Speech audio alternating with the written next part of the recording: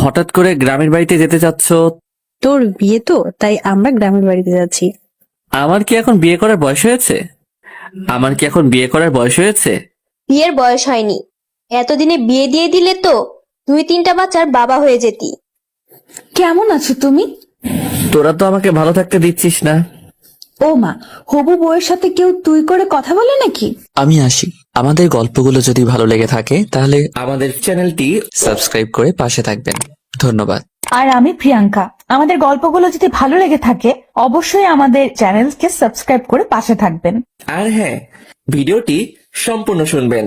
সকালে আমি, আব্বু, আম্মু আর জান্নাত একসাথে নাস্তা করছি। ইমন, তোর আর কয়টা পরীক্ষা আছে রে? আর 2টা। কবে শেষ হবে? এখনো 3 দিন লাগবে, মাঝখানে একদিন বন্ধ আছে। পরীক্ষা শেষ হলে আমরা সবাই গ্রামের বাড়িতে যাব, ঠিক আছে? হঠাৎ গ্রামের বাড়ি কি জন্য? কেন, গ্রামের বাড়ি কি আমাদের বাড়ি না? আর আমাদের বাড়িতে গেলে কি হবে তোর? না, হঠাৎ করে গ্রামের বাড়িতে যেতে চাচ্ছ তাই বললাম আর কি। তোর বিয়ে তো, তাই আমরা গ্রামের বাড়িতে যাচ্ছি। আমার বিয়ে মানে? আমার কি এখন বিয়ে করার বয়স হয়েছে? তোকে এত কিছু বুঝতে হবে না, তুই আগের ভালো মতো করে পরীক্ষা দিয়ে নে, তারপর সব দেখা যাবে। এখন বিয়ের কথা শুনলে কিভাবে ভালোভাবে পরীক্ষা দেবো বলো তো? তোমরা মেজাজটাই নষ্ট করে দিলে। ধ্যাত, আর খাবোই না। খাওয়া শেষ হয়ে গেছে, এখন বলছে আর খাবো না। এই পেতনি, চোখের সামনে থেকে সর বলছি। নাস্তা না শেষ করে রুমে চলে আসলাম, এখন বিয়ের কথা শুনে মেজাজটাই নষ্ট হয়ে গেল। ও, আপনাদের তো পরিচয়টাই দেওয়া হয়নি। আমি ইমন, অনার্স 2য় বর্ষে পড়ি। আব্বু নিজস্ব ব্যবসা সামলায়, আম্মু গৃহিণী বাড়িতে থাকে, আর ছোট বোন জান্নাত এইবার ইন্টার ফার্স্ট ইয়ারে পড়ে। একটু পড়াশোনা করে পরীক্ষা দেওয়ার উদ্দেশ্যে বের হলাম। পরীক্ষা শেষ হলো, তারপর আমরা সবাই একসাথে আড্ডা দিতে লাগলাম। দোস্ত, আমার না বিয়ে ঠিক করছে। বলিস কি? কার সাথে তোর বিয়ে হচ্ছে? জানি না রে, আম্মু বললো আর কি। তা দোষ ইনভাইট করবি না? আরে রাখ তোদের ইনভাইট, আমার কি এখন বিয়ে করার বয়স হয়েছে? বিয়ের বয়স হয়নি, এতদিনে বিয়ে দিয়ে দিলে তো 2-3টা বাচ্চার বাবা হয়ে যেতি। তুই আসলেই একটু বেশি কথা বলিস। এভাবে বন্ধুদের সাথে কিছুক্ষণ আড্ডা দেওয়ার পর বাড়ি চলে আসলাম। কলিং বেল দিতেই আম্মু এসে দরজা খুলে দিল। তাড়াতাড়ি গোসল করায়, খাবার টেবিলে অপেক্ষা করছি। ঠিক আছে। তারপর আমি শাওয়ার নিলাম। কিছুক্ষণ পর নিচে এসে লাঞ্চ করতে লাগলাম। আব্বু আসে নাই। না, আজকে আসলো না, আজকে নাকি কাজের চাপ আছে, তাই ওখানেই লাঞ্চ করে নিয়েছে। ও আচ্ছা। তারপর লাঞ্চ শেষ করে রুমে এসে বই নিয়ে পড়তে বসলাম। বিকেল পর্যন্ত পড়লাম। তারপরে বাইরে আড্ডা দিতে গেলাম। বাজারে গিয়ে দেখি সামি, হাসিব, আশিক ওরা সবাই চলে এসেছে। কি খবর মামা, আজকে তো দেরি করলি যে? পড়ছিলাম, একটু দেরি হয়ে গেল। এত পড়ে কি হবে রে? ইমন কি তোদের মতো নাকি? ও পড়াশোনা নিয়ে ব্যস্ত। এইভাবে রাত 8টা পর্যন্ত আমরা আড্ডা দিলাম, ক্যারাম খেললাম, সিগারেট খেলাম। তারপর বাসায় চলে আসলাম, ফ্রেশ হয়ে নিলাম। একটু পরেই আব্বু আসলো, সবাই একসাথে ডিনার করে নিলাম। রুমে গিয়ে পড়তে বসলাম। একটু পড়াশোনা করে আর ভালো লাগছে না, তারপরে ফেসবুকে ঢুকলাম। একটু ঘোরাঘুরি করে ঘুমিয়ে পড়লাম। এভাবে 2টা দিন কেটে গেল। আমার পরীক্ষা শেষ। আম্মু এখন বলছে আমাকে নাকি গ্রামের বাড়ি যেতে হবে বিয়ে করতে। এ তো এক মহা ঝামেলায় পড়লাম। আম্মু, এখন বিয়ে না করলে হয় না? না, হয় না, তোকে বিয়ে করতে হবে। আম্মু প্লিজ, এখন জোর করো না, এখন আমি বিয়ে করতে পারবো না। এত বেশি কথা বলিস কেন? তোর বাবা বিয়ে ঠিক করেছে, বিয়ে তোকে করতে হবে। তাড়াতাড়ি রেডি হয়ে নে, গ্রামের বাড়িতে যা। তারপর আম্মু আব্বু আমাকে একরকম জোর করে গ্রামের বাড়িতে নিয়ে যাওয়ার জন্য রাজি করালো। রাজশাহী শহর থেকে আমাদের গ্রামে যেতে প্রায় 3 ঘন্টার মতো সময় লাগে। আমরা ট্রেনে করে গ্রামের বাড়িতে যাচ্ছি। আমার মনটা একদম খারাপ। আমাকে জোর করে বিয়ে দিয়ে দিচ্ছে, একেবারে বাল্যবিবাহ। 4 ঘন্টা পর আমরা আমাদের গ্রামে পৌঁছালাম। অনেকদিন পর গ্রামে আসছি। পড়াশোনার জন্য গ্রামে তেমন আশাই হয় না। গ্রামের পরিবেশ আমার খুব ভালো লাগে। চাচা আমাদের জন্য গাড়ি পাঠিয়ে দিয়েছে। 30 মিনিটের রাস্তা পেরোনোর পরেই আমরা চাচার বাড়িতে পৌঁছে গেলাম, মানে আমাদের বাড়িতেই। দেখলাম আমাদের গ্রামের বাড়িটা খুব সুন্দর করে সাজানো হয়েছে। আমি তো কিছুই বুঝতে পারলাম না। আমি আম্মু আব্বুর পেছনে পেছনে ভিতরে ঢুকলাম। আমার দিকে সবাই এভাবে তাকিয়ে আছে কেন? আর বাড়ি ভর্তি এত আত্মীয় স্বজন কেন এসেছে? আমি আম্মুকে ডাক দিলাম, এসব কি হচ্ছে? আমি তো কিছুই বুঝতে পারছি না। কি বুঝবি তুই? তোমরা আমাকে তো জোর করে বিয়ে দেওয়ার জন্য নিয়ে আসলে, তাহলে চাচার বাড়িতে এত সব আয়োজন কিসের? আমি তো কিছুই বুঝতে পারছি না। নীলার সাথে তোর বিয়ে ঠিক হয়েছে। আম্মু, মজা করো না তো। কার সঙ্গে বিয়ে ঠিক হয়েছে বলো তো তুমি? তো চাচার মেয়ে নীলার সাথে তোর বিয়ে ফাইনাল। না, এ হতে পারে না। ওর মতো একটা পিচ্চি মেয়েকে আমি বিয়ে করতে পারবো না। আর ও তো আমার চাচাতো বোন হয়, ওর সাথে কি আমার বিয়ে হয় নাকি? তোকে এত কথা বলা লাগবে না, আগামীকালকে তোদের বিয়ে। এখন তুই প্রস্তুত হয়ে নে। আম্মু, তোমরা না আমার নিজের লোক, তোমরা আমার সাথে এরকম করতে পারলে? শোন, যেটা ভালো হয় সেটাই আমরা করছি। নীলা খুব ভালো মেয়ে, ওকে বিয়ে করলে তুই সুখে থাকতে পারবি। ওর মতো একটা পিচ্চি মেয়েকে আমি কোনো মতেই বিয়ে করতে পারবো না। তোমরা যা ইচ্ছা করো, আমি চলে গেলাম শহরে। এই শোন, আমরা পাকা কথা দিয়ে ফেলেছি। আর তুই এখন শহরে যাবি মানে? তোর বাবা জানতে পারলে আস্ত রাখবে না। আর এত কিছুর আয়োজন দেখছিস, এখন কি বিয়ে কোনোভাবে ভেঙে দেওয়া যায় নাকি? তোকে বিয়ে করতে হবে। তারপর আম্মু আব্বুকে ডাক দিল। আব্বু আর আম্মু একসাথে আমাকে প্যারা দিতে লাগলো। আমাকে কোনো কথা বলার সুযোগই দিল না। আমাকে রেখে আম্মু আর আব্বু চলে গেল। এদিকে চাচার বাড়িতে অনেক মানুষ আমাকে দেখতে আসছে, মনে হয় কখনো দেখেনি। আমি চুপচাপ বসে আছি। একের পর এক রুমের ভিতরে আসতেই আছে। একটু পর নীলা ও তার সাথে কয়েকটা মেয়ে রুমের ভেতরে আসলো। কেমন আছো তুমি? তোরা তো আমাকে ভালো থাকতে দিচ্ছিস না। ও মা, হবু বউয়ের সাথে কেউ তুই করে কথা বলে নাকি? আরে রাখ তোর বউ, আমি তোকে কখনো বিয়ে করতে পারবো না। ছি ছি, কি সব বাজে কথা বলছো তুমি? শোনো, এরা হলো আমার বান্ধবী, তোমার সাথে পরিচয় করিয়ে দেওয়ার জন্য নিয়ে আসলাম। আমি কি বলবো ভেবে পাচ্ছি না। এরা তো সবাই একদল পিচ্চি। নীলা সবেমাত্র এসএসসি পরীক্ষা দিয়েছে। এসব পিচ্চিদের সাথে আমার একদমই কথা বলতে ইচ্ছে করছে না। আমি ফোনটা বের করে টিপতে লাগলাম। একটু পরে আবার নীলা আসলো। ওগো শুনছো, ওয়াশরুমটা ওইদিকে, যাও গিয়ে শাওয়ার নিয়ে আসো। নাকি আমার কোনো হেল্প লাগবে? নীলা শোন, আমি তোর ভাই না? ভাইয়ের সাথে কেউ এরকম বলে নাকি? হ্যাঁ, তোর আর আমার কখনো এসব হয় নাকি? দেখো, তুমি যদি আর একবার ভাই বোনের কথা বলো, তাহলে কিন্তু আমি শাশুড়ি আম্মাকে বিচার দিব। চুপ তুই। তোর মতো একটা পিচ্চি মেয়েকে আমি কখনো বিয়ে করতে পারবো না। চোখের সামনে থেকে সর বলছি। নীলা মুখ গোমরা করে চলে গেল। আমি কি করব ও মুখ গোমরা করলে? ওর সাথে আমার কখনো এরকম হয় নাকি? একটু পর আম্মু আসলে রুমে। এই, তুই নীলাকে কি বলেছিস? কই কিছু বলি নাই তো। বলেছে আম্মু আমার সাথে খুব খারাপ ব্যবহার করেছে, এমনকি আমাকে মেরেছে। আরে আজব তো, আমি তোকে কখন মারলাম? আম্মু আমাকে বকাবকি করতে শুরু করলো। থাক আম্মু, ওকে আর কিছু বলো না। এরপর থেকে কিছু বললে তারপর বলবে। আচ্ছা ঠিক আছে নীলামা, তুই বলছিস তাই শুনলাম, না হলে ওকে আজ আমি মারতাম। আম্মু, তুমি ওর জন্য আমাকে মারবে? হ্যাঁ, মারবই তো। আম্মু, তুমি আমাকে বিশ্বাস পর্যন্ত করছো না। চুপ তুই, নীলা যা বলে তাই কর বলছি। আম্মু চলে গেল। নীলা শুধু চুপি চুপি হাসছে। এটা কি হলো? কিছুই হলো না। তুমি আমার কথা না শুনলে এরকমই হবে, ঠিক আছে? তুই আমার সাথে এরকম করবি? এইরকমই করব। এখন যাও বলছি, শাওয়ার নিয়ে আসো। যাব না। তোর বাপের কি? কি এত বড় কথা? আম্মু! আমি অমনি নীলার মুখটা চেপে ধরলাম। কি করছিস কি? আম্মুকে ডাকার কি দরকার? আমি আম্মুকে বলবো তুমি আমাকে আবার মারছো। তুই মিথ্যে কথা বলবি? কই মিথ্যা বলছি? আম্মুকে ডাকবো? না থাক। ওকে যাও, শাওয়ার নিয়ে আসো। তোর কথা মতো নাকি? আবার থামো, দেখাচ্ছি মজা। এই বলে নীলা আমাকে ঠেলতে ঠেলতে ওয়াশরুমের মধ্যে নিয়ে গেল। ওয়াশরুমের ভিতরে গিয়ে দরজা বন্ধ করে দিল। এই এই এই, এটা কি করছিস তুই? বেশি কথা বলো না, চুপচাপ শাওয়ারের নিচে গিয়ে দাঁড়াও। কি?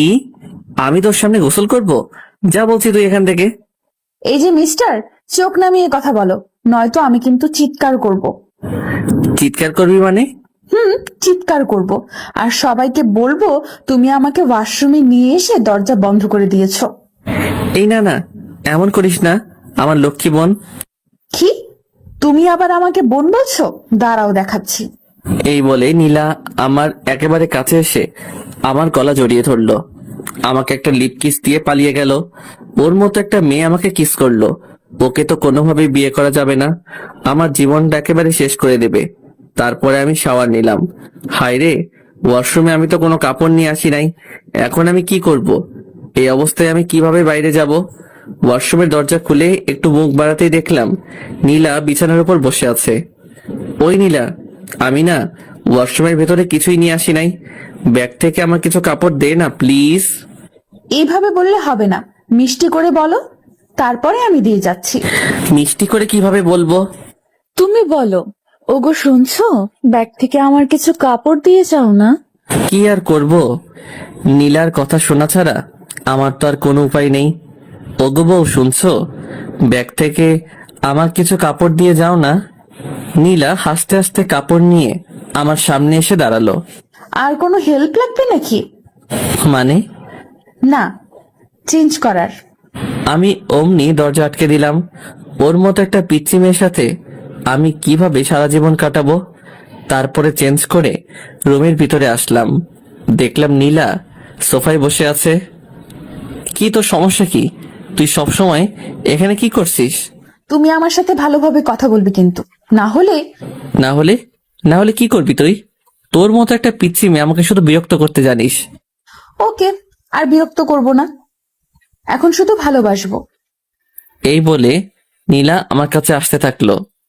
আমি আস্তে আস্তে পেছনে সরে যাচ্ছি, সরতে সরতে দেওয়ালের সাথে আটকে গেলাম। এই পিচ্ছি, একদম কাছে আসবি তো বলছি। নীলা আস্তে আস্তে আমার একেবারে কাছে চলে আসলো। ভয় করছো কেন? কালই তো আমাদের বিয়ে, তারপর তো সব ঠিক হয়ে যাবে, তাই না? তুই সর বলছি। ওকে চলো, নিচে সবাই লাঞ্চ করার জন্য অপেক্ষা করছে। তুই যা, আমি তোর সাথে যাব না। বেশি কথা বলো না, একসাথে চলো বলছি, না হলে কিন্তু আবার কাছে আসবো। না না, কাছে আসিস না, চল তোর সাথে যাব। তারপর আমি নিচে গিয়ে লাঞ্চ করার জন্য একটা চেয়ারে গিয়ে বসলাম। সবাই আমাদের দিকে তাকিয়ে আছে। আমাদের বলতে আমার আর নীলার দিকে সবাই হা করে তাকিয়ে আছে। নীলার আম্মু মানে চাচি বলল, নীলা তুই জামাইয়ের পাশে গিয়ে বস। আমি তো একদম অবাক, চাচি আমাকে আগেই জামাই বলছে। না কোনো পাগলের পাল্লায় পড়লাম রে, যে কিছুই বুঝতে পারছি না। এদিকে নীলা আমার পাশের চেয়ারে বসে আমাকে শুধু বিরক্ত করে যাচ্ছে, পা দিয়ে শুধু আমার পায়ে টোকা দিচ্ছে। আমি তাড়াতাড়ি লাঞ্চ শেষ করে রুমে এসে দরজা বন্ধ করে দিলাম, যাতে পিচ্চিটা আমাকে বিরক্ত করতে না পারে। আমি ফোনটা বের করে স্বামীকে একটা ফোন দিলাম।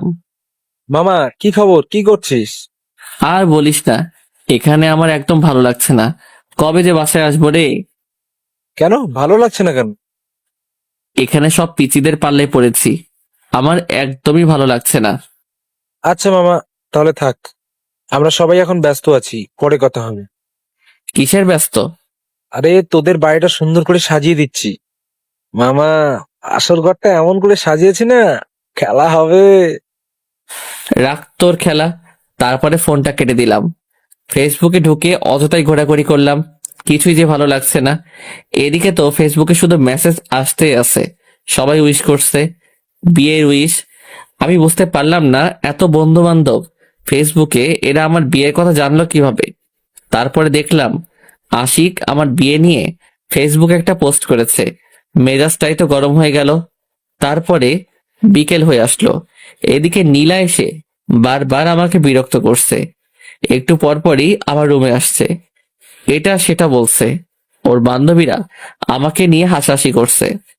আমি বুঝতে পারলাম না ওদের মতো এক একটা পিচ্চিদের সাহস কিভাবে হয় আমাকে নিয়ে হাসাহাসি করার।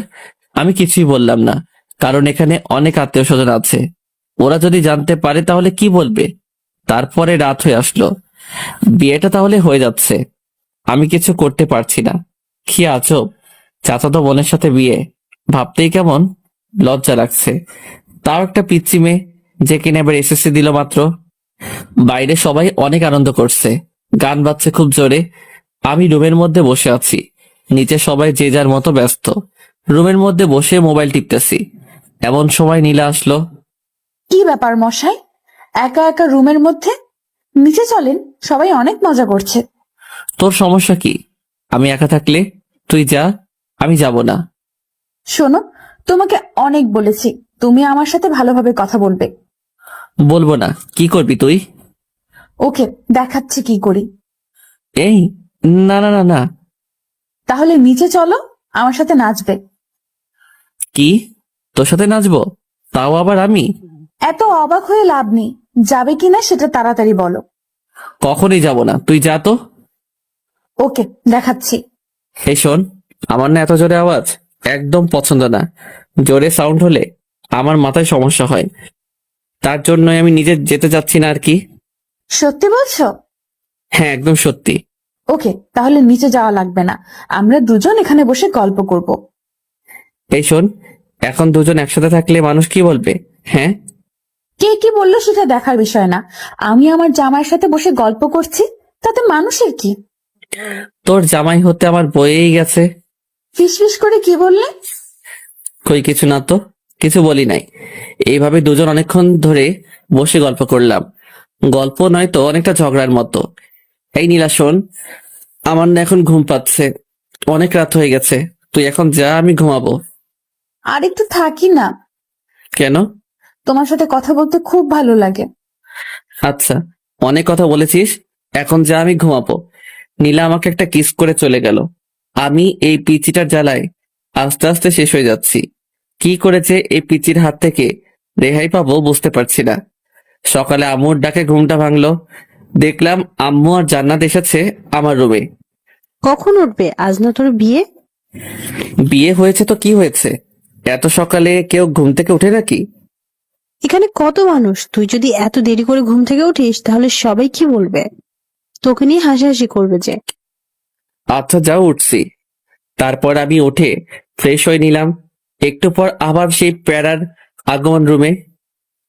শুভ সকাল। অশুভ সকাল? অশুভ মানে? তোকে এত বুঝতে হবে না। তুমি আমার সাথে এভাবে কেন কথা বলো? তোর মতো একটা পিচির সাথে কিভাবে কথা বলবো শুনি? একটু মিষ্টি করে কথা বলা যায় না? সবার সাথে যেভাবে কথা বলো আমার সাথে সেইভাবে কথা বলবে। কি দরকার? আচ্ছা, আম্মুকে ডাকি। কথায় কথায় এভাবে ভয় দেখানো কিন্তু ঠিক না। আমি তোর চেয়ে অনেক বড়, আমার সাথে ভালোভাবে কথা বলবি। আমি তো ভালোভাবে কথা বলতে চাই, তুমি তো আমার সাথে ভালোভাবে কথা বলো না। তুমি আমার সাথে ভালোভাবে কথা বললে আমি আমার আম্মুর ভয় দেখাবো না। ঠিক আছে। এখন চলো, ব্রেকফাস্ট করবে। তোর সাথে ব্রেকফাস্ট করব না, তুই কালকে আমাকে অনেক জ্বালিয়েছিস। আচ্ছা, আজকে একটুও জ্বালাবো না, চলো তুমি। সত্যি তো? হ্যাঁ সত্যি, চলো। তারপর ব্রেকফাস্ট করে নিলাম, রুমের মধ্যে বসে আছি, ছাদে যাচ্ছি, ফোন টিপছি। এভাবে দুপুর হয়ে আসলো, বিয়ের আয়োজন শুরু হয়ে গেল। আমি একটা সাদা পাঞ্জাবি পরেছি, একেবারে বুড়া বুড়া লাগছে। সাদা পাঞ্জাবি আমি আগে কখনো পরি নাই, আজকে আম্মু অনেক জোরাজোরি করলো তাই পরলাম। আর বিয়েতে নাকি সাদা কাপড় পরতে হয়। একটু পরে কাজী সাহেব বিয়ে পড়াতে শুরু করলো। আমি চুপচাপ বসে আছি, সবাই ছবি তোলা নিয়ে ব্যস্ত। এদিকে শহর থেকে আমার বন্ধু বান্ধব এবং আব্বুর অনেক বন্ধু বান্ধব, অনেকেই আমার বিয়েতে। বিয়ের কার্যক্রম একেবারে শেষ, এখন বাড়িতে যাওয়ার পালা। চাচা চাচি নীলাকে আমার হাতে তুলে দিল, তারা অনেক কান্নাকাটি করছে, নীলাও অনেক কান্নাকাটি করছে। আমার তো একটু একটু হাসি পাচ্ছে। যাই হোক, চুপচাপ দাঁড়িয়ে থাকলাম। একটু পর আমরা আমাদের বাড়িতে যাওয়ার জন্য রওনা দিলাম। অনেক দূরের রাস্তা, যেতে যেতে প্রায় সন্ধ্যা পেরিয়ে যাবে। নীলা আমার পাশের সিটে বসে আছে, একটু পর পর আমার দিকে তাকাচ্ছে আর হাসছে। আমি তো পিচিটার কাহিনী দেখে একেবারে অবাক, কখনো কাঁদছে কখনো হাসছে, কিছুই বুঝতে পারছি না। কিছু দূর যাওয়ার পরে নীলা আমার কাঁধে মাথা রেখে ঘুমিয়ে পড়ল। এই প্রথম নীলার মুখের দিকে ভালো করে তাকাইলাম। বাহ, পিচ্চিটাকে দেখতে কিন্তু খুব সুন্দর লাগছে, একেবারে বউ বউ লাগছে। এই, আমি কি সব ভাবছি, নীলার মতো একটা পিচ্চি মেয়েকে নিয়ে? ওকে তো আমি কোনোদিনও বউ হিসেবে মেনে নিব না। আমি কি সব আজে বাজে চিন্তা করছি। এভাবে নানান কথা ভাবতে ভাবতে সন্ধ্যায় বাড়িতে পৌঁছে গেলাম। গাড়ি থেকে নামতেই আমি রীতিমতো অবাক। ওয়াও, আমাদের বাড়িটাকে দেখতে কি সুন্দর লাগছে, কি সুন্দরভাবে লাইটিং করা হয়েছে। বাড়িটার সৌন্দর্য দেখে আমি মুগ্ধ হয়ে যাচ্ছি। বাড়ি দেখতে দেখতেই ভেতরে চলে আসলাম। আমি আমার রুমে যাব অমনি দেখলাম দরজায় একটা তালা ঝুলানো। তারপরে দেখলাম সামি, আশিক, হাসিব সবাই দরজার সামনে চলে আসলো। কি খবর? এই সন্ধ্যায় বাসর ঘরে যাওয়ার জন্য এত আগ্রহ? না, বাসর ঘরে যাব মানে? আমি তো আমার রুমে যাচ্ছিলাম। বুঝেছি ভাই, আমাদের আর বোঝাতে হবে না, আর একটু ধৈর্য ধরে অপেক্ষা কর ভাই। আমি কোনো কথা না বলে পাশের রুমে ফ্রেশ হতে চলে গেলাম। আম্মু এসে আমাকে আরেকটা পাঞ্জাবি দিল, বলল তুই এই পাঞ্জাবিটা পর। আম্মু, সাদা কালারের পাঞ্জাবি পরতে একদম ভালো লাগে না। আমি এখন পাঞ্জাবি পরবো কেন? আমি এখন টি শার্ট পরবো। বাসুরাতে কেউ টি শার্ট পরে নাকি? আচ্ছা তুই থাম, আমি সাদাটা চেঞ্জ করে অন্য একটা কালারের পাঞ্জাবি নিয়ে আসছি। আচ্ছা ঠিক আছে। ফ্রেশ হয়ে বন্ধুদের সাথে আড্ডা দিতে লাগলাম। সবাই মিলে অনেক মজা করছি। সবাই তো শুধু বাসর ঘর করছে।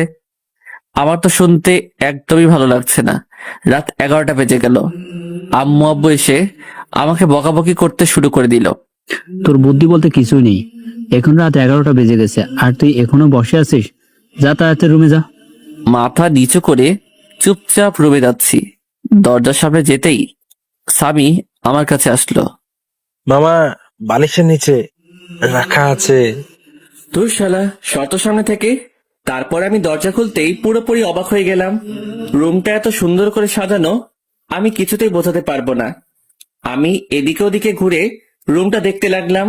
বিছানাটাও খুব সুন্দর করে সাজানো। চোখ পড়লো নীলার দিকে। দেখলাম বিছানার মাঝখানে ঘোমটা দিয়ে বসে আছে। আমি সোফায় গিয়ে বসে পড়লাম। এই, তুমি সোফায় কেন বসলে? তোর মাথায় বসবো নাকি? বাসর রাতে কেউ কারো মাথায় বসে না। তুমি আমার সামনে এসে বসো। তোর সামনে আমি বসবো না। এটা কিন্তু বাড়াবাড়ি হয়ে যাচ্ছে, কাছে আসো বলছি। শোন, তোর মতো একটা পিচ্চি মেয়েকে আমি বউ হিসেবে কখনোই মেনে নেব না। কেন, আমার দোষ কি? কি করেছি আমি? জানি না কি তোর দোষ, কিন্তু তোর মতো একটা পিচ্চি মেয়েকে আমি আমার বউ করে নিতে পারবো না। কেন আমাকে বউ হিসেবে মেনে নিবে না? তাহলে কেন আমাকে বিয়ে করলে? আব্বু আম্মুর জোরাজোরিতে তোকে বিয়ে করেছি, না হলে কখনোই তোর মতো পিচ্চিকে আমি বিয়ে করতাম না। বিয়েটা কি একটা ছেলে খেলা পেয়েছো নাকি, যে তুমি তোমার আব্বু আম্মুর জোরাজোরিতেই আমাকে বিয়ে করবে আর আমার জীবনটা নষ্ট করে দেবে? তোর জীবন নষ্ট করতে চাইনি। বিয়ে করেছো আর এখন বলছো বউ হিসেবে মানি না? দেখাচ্ছি তোমায়। নীলা বিছানা থেকে নেমে আমার কাছে আসছে। দেখ পিচ্চি, একদম আমার কাছে আসার চেষ্টা করবি না, না হলে কিন্তু খবর আছে। কি করবে তুমি শুনি? মারবো তোকে। আম্মু, আম্মু, তোমার ছেলে আমাকে মারছে। এই পিচ্চি, চিৎকার করছিস কেন? আমি তোকে কখন মারলাম? মারতে চেয়েছো তো নাকি? মারতে চেয়েছি কিন্তু মারি নাই তো। আচ্ছা তোকে মারবো না, এখন আমি ঘুমাবো। আর একটা কথাও বলবি না। ওই বাসর রাতে কেউ ঘুমায় নাকি? আর তুমি বিছানায় চলো। সোফায় কেন বসে আছো? তোর কাছে আমি যাব না, আমার থেকে দূরে থাকবি। কি দূরে থাকবো? দাঁড়াও দেখাচ্ছি। এই বলে নীলা আমার কোলে এসে বসলো। এই পিচ্চি, কি করছিসটা কি? ওঠ বলছি। উঠবো না, আর তুমি এত কথা বলবে না, না হলে কিন্তু আমি চিৎকারও করব, তখন বুঝবে কি হয়। না, চিৎকার করিস না। তারপরে নীলা আমার হাত ধরে আমাকে বিছানায় নিয়ে গেল। তোর সঙ্গে একসাথে ঘুমাতে পারবো না। ঘুমাতে কে বলছে? তাহলে দেখবে। কি দেখবো? এই বলে নীলা আমাকে ধাক্কা দিয়ে বিছানায় ফেলে দিল। তারপরে আমার বুকের উপরে উঠে গলা জড়িয়ে ঠোঁটে ঠোঁট লাগিয়ে দিল। নীলা আমার বুকের উপরে থাকায় আমি কিছুতেই ওকে নামাতে পারছি না, আর এদিকে কিছু বলতেও পারছি না, কারণ চার ঠোঁট একসাথে বন্দী হয়ে আছে। অনেকক্ষণ পর নীলা আমাকে ছাড়লো। দুজনেই অনেক হাঁপাচ্ছি, কেউ কোনো কথা বলতে পারছি না। একটু পরে নীলা আমার বুকের উপর মাথা রেখে শুয়ে পড়লো। এই পিচ্চি, তোকে অনেকক্ষণ থেকে সহ্য করছি, এখন আমার উপর থেকে নাম বলছি। শোনো, তুমি বেশি কথা বলবে না বলছি, না হলে কিন্তু আমি আম্মুর কাছে বিচার দিব, আর তারপরে কি হবে তুমি ভালোভাবেই বুঝতে পারছো। আমি আর কোনো কথা বললাম না, কারণ কথা বলার কোনো রাস্তা নেই। সব রাস্তা এই পিচি শয়তানি আটকে দিয়েছে। আমি শুধু ভাবছি এই পিচির হাত থেকে কিভাবে রেহাই পাবো। আল্লাহ, তুমি আমাকে এর হাত থেকে বাঁচাও। আমি আর পারছি না, এইটুকু একটা মেয়েকে কিভাবে নিজের বউ করে নেব বুঝতে পারছি না। তাও আমার চাচাতো বোন, মেনে নেওয়া একেবারে অসম্ভব। এই নীলা, এবার আমার উপর থেকে নাম, নেমে ঘুমা, অনেক রাত হয়েছে। বাসর রাতে কেউ ঘুমায় না। ওকে, আমার উপর থেকে নাম, আমার অনেক ভারী লাগছে তো। তারপরে নীলা আমার উপর থেকে নামলো, কিন্তু ছাড়লো না, মানে পাশ কাটিয়ে আমাকে জড়িয়ে ধরে আছে। দেখ নীলা, অনেক জার্নি করেছি, আমার ভীষণ টায়ার্ড লাগছে, আমাকে ঘুমাতে হবে, না হলে অসুস্থ হয়ে পড়বো। আরো অনেক কিছু বাকি আছে। আর তুমি এখনই ঘুমাবে? মানে? মানে বোঝো না? তুমি তো অনেক বড়, আমাকে পিচ্চি বলে, আর তুমি বোঝো না? আমি এইটুকু মেয়ের কথা শুনে একেবারে অবাক হয়ে যাচ্ছি। নীলা দেখ, জোর করে ভালোবাসা পাওয়া যায় না। আমি জোর করে আমার স্বামীর ভালোবাসা আদায় করে নিব। আমি পাশ কাটিয়ে অন্যদিকে ঘুরলাম। নীলা আমাকে পেছন থেকে জড়িয়ে ধরছে। নীলা হয়তো আমার আদর পাওয়ার জন্য অপেক্ষা করছে, কিন্তু আমি এই পিচ্চি মেয়েটাকে কিছুতেই বউ হিসেবে মানতে পারছি না। নীলা নড়াচড়া করছে, আমি চুপচাপ শুয়ে আছি। একটু পর পর আমাকে ছাড়ছে, আবার জড়িয়ে ধরছে। অনেকক্ষণ পর লক্ষ্য করলাম নীলা আর নড়ছে না, হয়তো ঘুমিয়ে পড়েছে। আমিও এটা সেটা ভাবতে ভাবতে ঘুমিয়ে পড়লাম। সকালে ঘুম থেকে উঠে আমি নীলাকে দেখে চমকে উঠলাম। কি যে বলবো বুঝতে পারছি না। নীলার শাড়ি একেবারে এলোমেলো হয়ে আছে।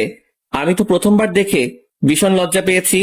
এইটুকু একটা পিচ্চি মেয়ে যে কিনা নিজের শাড়ি সামলাতে পারে না, সে আমাকে কিভাবে সামলাবে? আমি অন্যদিকে তাকিয়ে নীলার শাড়িটা ওর গায়ের উপর দিতেই ও আমার হাত চেপে ধরলো। আমি বুঝতে পারলাম ও মজা করছে, মানে জেগে আছে। হাত ছাড় বলছি। চলো, তোমার জন্য অপেক্ষা করছিলাম। কোথায় যাব? গোসল করতে। আমি এত সকালে গোসল করি না। এখন থেকে প্রতিদিন সকালে গোসল করতে হবে। বললাম তো আমি সকালে গোসল করি না, তুই যা। এই, রাতে কি করলে ভুলে গেছো? এখন গোসল করবে না বললেই হবে? চলো বলছি। এই ওয়েট, রাতে কি করলাম মানে? তুই কি বলতে চাচ্ছিস? ওসব কথা আমি বলতে পারবো না, তুমি তাড়াতাড়ি গোসল করবে, চলো। এই বলে নীলা আমাকে টানতে টানতে ওয়াশরুমের মধ্যে নিয়ে গেল। আমি তো একেবারে ভেবাচেকা খেয়ে গেলাম। নীলের সাথে এসব কি করলাম আমি, ভাবতে লজ্জা লাগছে। নীলা শাওয়ার ছেড়ে দিল, অমনি আমার ধ্যান ভেঙে গেল। এই কি করছিসটা কি? কেন, গোসল করছি। তাই বলে দুজন একসাথে? তুই বাইরে যা। এই শোনো, এখন থেকে দুইজন একসাথে গোসল করব, ঠিক আছে? না, একসাথে কখনোই গোসল করব না, তুই বের হয়ে যা বলতেছি। নীলা আমাকে জড়িয়ে ধরলো, দুজনে কাক ভেজা হয়ে ভিজে গেছি। তারপরে নীলা আমাদের কাপড়গুলো ছাদে শুকাতে দিয়ে আসলো। আমি রুমের মধ্যে বসে আছি। একটু পর নীলা আসলো, এসে চিরুনি করতে লাগলো। নীলা একটু পর পর আমার দিকে তাকাচ্ছে আর হাসছে। আমি তো শুধু রাতের কথাই ভাবতেছি, কি করলাম এগুলা। জান্নাত রুমের মধ্যে আসলো। ভাইয়া, তোমরা নিচে চলো, ব্রেকফাস্ট করার জন্য সবাই বসে আছে। তারপরে আমরা তিনজন একসাথে নিচে গেলাম, গিয়ে ব্রেকফাস্ট করতে লাগলাম। আম্মু খাবার সার্ভ করে দিচ্ছে। বড় আম্মু, এগুলো আমাকে দাও, আমি সার্ভ করে দিচ্ছি। তুমি বরং বসে পড়ো, একসাথে খেয়ে নাও। এই পাগলি মেয়ে, এখন তো আমি তোর বড় আম্মু নই, এখন আমাকে শুধু আম্মু বলে। ঠিক আছে আম্মু, তুমি বসে পড়ো, আমি সার্ভ করছি। এই না, তুই তো অনেক ছোট, তুই এখন এগুলা করবি না, বড় হয়ে তারপরে করবি। ঠিক আছে আম্মু।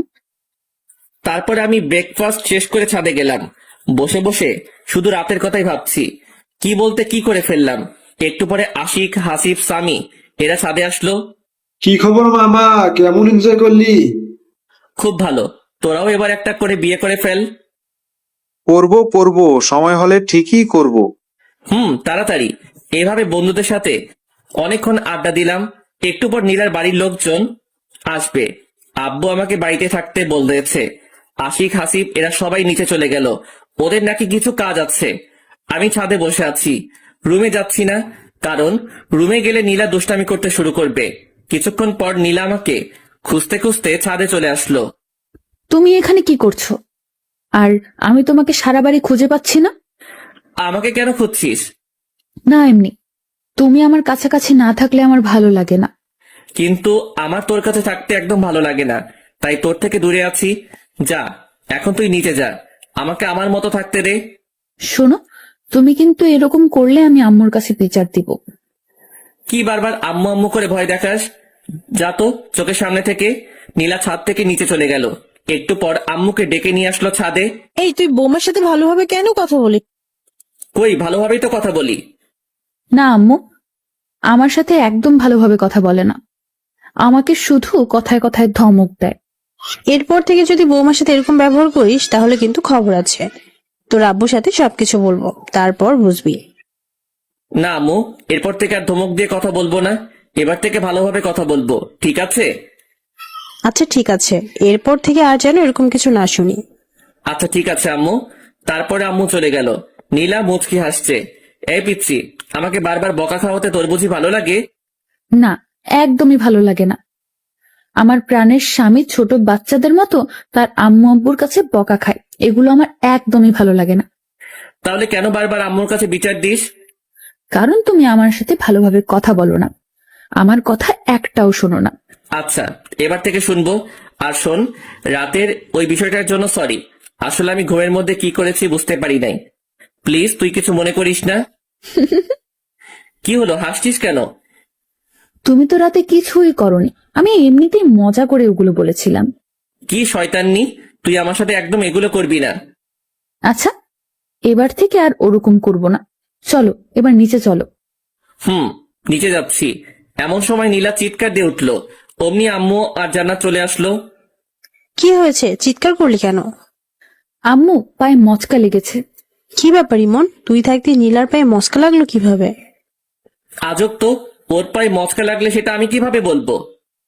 আম্মু, আমি কিছুতেই হাঁটতে পারছি না, পায়ে খুব ব্যথা করছে। ইমন, তুই নীলাকে কোলে করে রুমে নিয়ে যা। কি? আমি কাউকে কোলে নিতে পারবো না। যেটা বলছি সেটা কর।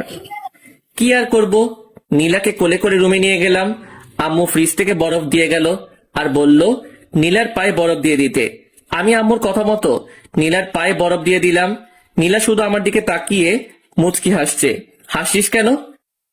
আমি কোনো ব্যথা পাইনি, শুধু তোমার কোলে ওঠার জন্য এগুলো করলাম। কি? থাম, তোকে দেখাচ্ছি। এই বলে আমি নীলাকে বালিশ দিয়ে মারতে শুরু করলাম। নীলা দৌড়ে দৌড়ে পালাচ্ছে, আমিও ওর পিছু পিছু দৌড়াচ্ছি।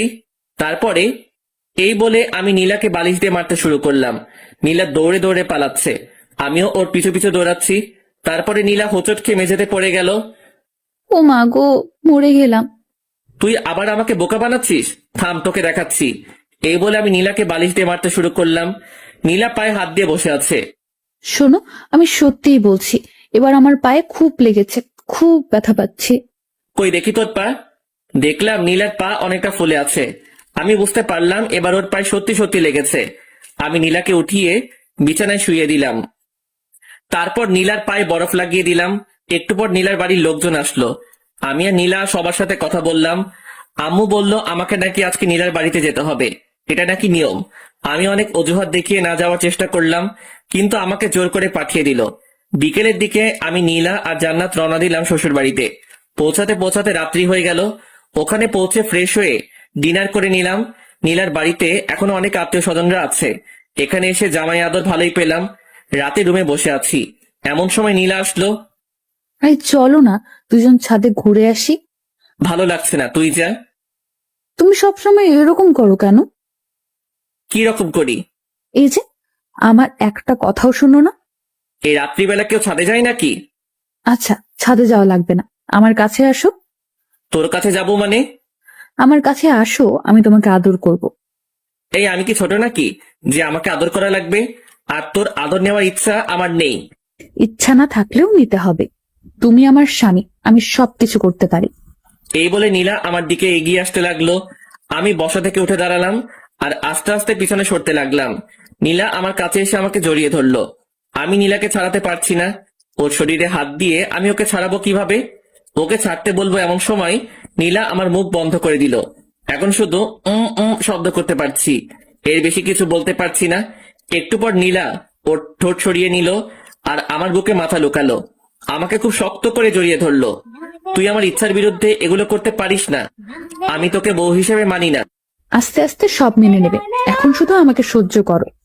আর বেশি কিছু করতেই পারবে না, আর বেশি এর বেশি কিছুই করতে পারবে না। জোর করে ভালোবাসা পাওয়া যায় না। আমি জোর করেই ভালোবাসা আদায় করে নেব। আমার ঘুম পাচ্ছে, আমাকে ছাড়। তুই আজ কোনো ঘুম হবে না, আজ সারা রাত শুধু রোম্যান্স হবে। তুই পিচ্ছি মেয়ে, তুই রোমান্সের কি বুঝিস? অনেক কিছুই বুঝি। আমি নীলার কাছ থেকে ছুটে বিছানায় এসে শুয়ে পড়লাম। নীলা এসে আবারও পাশে শুয়ে পড়লো। আমি নীলার বিপরীত দিকে তাকাইলাম। নীলা আমাকে পেছন থেকে জড়িয়ে ধরলো। আমি বারবার ছাড়তে বললাম, কিন্তু ও ছাড়লো না। আসলে নীলা আমার কোনো কথাই শোনে না। ওর যেটা মন চায় সেটাই করে। নীলা জোর করে আমার মাথা ওর দিকে ঘুরিয়ে নিল। এই, কি চাস তুই বলতো? আমার দিকে তাকিয়ে দেখো, আমার কি লাগবে? সেটা তুই কখনোই পাবি না। বৃথা চেষ্টা করিস না, আমাকে ছেড়ে দে। নীলা এবার চোখ বড় বড় করে তাকালো। আমার তো কেমন ভয় লাগছে ওকে দেখে। নীলা এবার আমার চুল ধরে আমার মাথা ওর বুকের মধ্যে জড়িয়ে ধরলো। আমি ছটফট করতে লাগলাম। এইটুকু একটা পিচ্চি মেয়ের কারবার দেখে আমি জোরে নড়াচড়া করতে পারছি না। নীলা খুব শক্ত করে আমার চুল ধরে আছে। একটু নড়তেই আমার চুলে লাগছে। এভাবে নীলার অত্যাচার সহ্য করতে হলো প্রায় 2 ঘন্টার মতো। নীলা ঘুমিয়ে পড়েছে, কিন্তু আমাকে ছাড়ছে না। আমি কোনোভাবেই ওর কাছ থেকে নিজেকে ছাড়াতে পারলাম না। ভাবছি কি করা যায়। মাথায় একটা বুদ্ধি এলো। এখান থেকে বাড়িতে গিয়ে আমি ঢাকায় চলে যাব। ঢাকায় গিয়ে একটা জব করব, আর নীলাকে বাসায় রেখে যাব, যাতে ওর অত্যাচার আমাকে না সহ্য করতে হয়। বাহ, দারুণ বুদ্ধি পেলাম। একটু পরে আমি ঘুমিয়ে পড়লাম। সকালে ঘুম থেকে উঠে আমি আজকেও অবাক। নীলা শাড়ির মধ্যে আমাকে পিছিয়ে নিয়েছে। একেবারে 2-3টা প্যাচ দিয়েছে। কি করব বুঝতে পারছি না। এখান থেকে বেরোতে লাগলে নীলার শাড়ি খুলে যাবে। আমি খুব ভালোভাবে বুঝতে পারছি এগুলো ও নিজের ইচ্ছাতেই করে। না জানি ঘুমের মধ্যে আরো কত কিছুই না করে। আমি নীলার শাড়ির মধ্যে থেকে বের হওয়ার চেষ্টা করছি, কিন্তু বের হতে পারছি না। আমি একটু নাড়াচাড়া করতেই নীলা চোখ খুলল। আমি জানতাম তুমি আমার কাছে আসবেই। এই, চুপ কর। আমার মোটেও তোর কাছে আসার কোনো ইচ্ছা নেই। তুই আমাকে তো শাড়ির মধ্যে প্যাচ দিয়েছিস। ওমা, আমি কোথায় প্যাচ দিলাম? তুমি নিজেই এসেছো, আমি বুঝতে পারছি। এই চুপ, আর একটা কথাও বলবি না। আমাকে বের হতে দে। তারপরে নীলা ওর শাড়ি খুলে ফেললো। আমি চুপচাপ বিছানা থেকে উঠে ওয়াশরুমে গেলাম। আমি ফ্রেশ হয়ে আসলাম। তারপরে নীলা ফ্রেশ হতে গেল। একটু পরে নিচে গেলাম ব্রেকফাস্ট করতে। ব্রেকফাস্ট করছি এমন সময় চাচি বলল, এখন তো আর চাচি না, এখন আমার শাশুড়ি আম্মা। ইমন, তুমি তো আর গ্রামে আসো না, আজকে নীলার সাথে গ্রামটা ঘুরে দেখো, ঠিক আছে? আচ্ছা ঠিক আছে। আমি কি ভাইয়ের সাথে যেতে পারি না? অবশ্যই, তুমিও যাবে, একসাথে সবাই গ্রামটা ঘুরে দেখবে। আচ্ছা ঠিক আছে, আমরা এখনই যাব। তারপর ব্রেকফাস্ট শেষ করে আমরা 3জন বেরিয়ে পড়লাম গ্রামটা ঘুরে দেখতে। গ্রাম আমার ভীষণ ভালো লাগে। এখানকার পরিবেশটা কত সুন্দর, কোনো শব্দই নেই।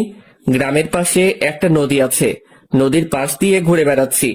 নদীর সৌন্দর্য অনেক, দুপাশে অনেক কাশফুল। এভাবে নীলার অত্যাচার আর সকালে বিকেলে গ্রামের সৌন্দর্য দেখে দেখে 2টা দিন কেটে গেল। আজ সকালে আমরা শহরে যাব। সবাই নিজ নিজ রেডি হচ্ছি।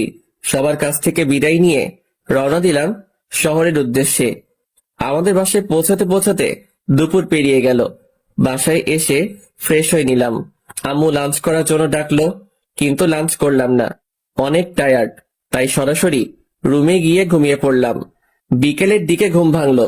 ঘুম ভাঙতে দেখলাম আমার পাশে নীলা ঘুমিয়ে আছে। আমি উঠে ফ্রেশ হয়ে নিলাম। তারপরে বাইক নিয়ে বেরিয়ে পড়লাম। অনেক দিন থেকে বন্ধুদের সাথে আড্ডা দেওয়া হয়নি। আমি বাজারে পৌঁছালাম। বাড়ি থেকে বের হওয়ার সময় সবাইকে ফোন দিয়ে চলে আসতে বলেছি, কিন্তু এখনো কেউই আসেনি। কিছুক্ষণ অপেক্ষা করার পর আশিক আসলো। কি খবর, কেমন আছিস? এই তো ভালো আছি। তুই কেমন আছিস? বিয়ে করে তো আমাদের ভুলে গেলি। আরে না, তোদের সবাইকে খুব মিস করি। ও আচ্ছা, ভাবির কি খবর, কেমন আছে? হ্যাঁ ভালো আছে। এভাবে দুজনে বসে গল্প করছি। কিছুক্ষণ পর হাসিব আর সামি আসলো। আমরা 4জন ক্যারাম খেলতে শুরু করলাম। আমরা নিয়মিত ক্যারাম খেলি। কিছুদিন না খেলায় আমি তেমন খেলতে পারছি না। ক্যারাম খেলছি আর সিগারেট টানছি। কখন যে রাত হয়ে গেছে বুঝতেই পারি নাই। আমরা সবাই যে যার বাসায় চলে আসলাম। আমার বাসায় পৌঁছাতে পৌঁছাতে রাত 9টা বেজে গেল। কলিং বেল দিলাম। আম্মু এসে দরজা খুলে দিল। আচ্ছা তোমরা যাও, আমি ফ্রেশ হয়ে আসছি, তারপরে আমি ওয়াশরুমে যাব। এমন সময় নীলা এসে সামনে দাঁড়ালো। কি সমস্যা তোর? সামনে দাঁড়িয়েছিস কেন? তুমি কোথায় গিয়েছিলে আমাকে না বলে? কোথায় যাব না যাব সেটা কি তোকে বলে যেতে হবে নাকি? আই ওয়েট, তুমি কি খেয়েছো? কি খেয়েছি মানে? তুমি স্মোক করো? সিগারেটের গন্ধ বের হচ্ছে। শর্ত সামনে থেকে। আমি নীলার পাশ কাটিয়ে ওয়াশরুমে গেলাম, তারপরে ফ্রেশ হয়ে নিচে গেলাম ডিনার করতে। দেখলাম আম্মু, আব্বু, জান্নাত, নীলা সবাই বসে আছে আমার জন্য, একসাথে ডিনার করবে। তাই আমি গিয়ে বসে পড়লাম। আম্মু খাবার সার্ভ করতে শুরু করলো। আম্মু, তুমিও বসে পড়ো, আমাদের সাথেই খাবে। আচ্ছা ঠিক আছে, বসছি, তোরা খেতে শুরু কর। আব্বু, আমার কিছু কথা ছিল। হ্যাঁ বলো। আব্বু, আমি এখন জব করব। অনেক তো বসে থাকলাম, এখন একটা কোনো কাজ করি। তাছাড়াও এখন তো বিয়ে করেছি, একটা জব করা দরকার। না, তোকে কোনো জব করতে হবে না। দেখ, ভালো লাগে না। আমার একটা কথাও তোমরা শোনো না। আমি ডিনার না শেষ করে রুমে চলে আসলাম। নীলার কাছ থেকে বাঁচার একটা বুদ্ধি পেলাম, এটাও আব্বু বন্ধ করে দিল। এখন কি করব? কিভাবে এই পিচ্চি শয়তান্নির হাত থেকে বাঁচবো? একটু পরেই নীলা আসলো। নীলা এসে দরজা লক করে দিল। এই, তোমার সমস্যা কি? কোনো সমস্যা নেই। বলো বলছি। এই শোন, মাথা এমনিতেই গরম হয়ে আছে, আর রাগিয়ে দিস না বলছি। আমি বুঝতে পেরেছি, তুমি আমার হাত থেকে বাঁচার জন্য বাইরে জব করতে যেতে চাচ্ছ।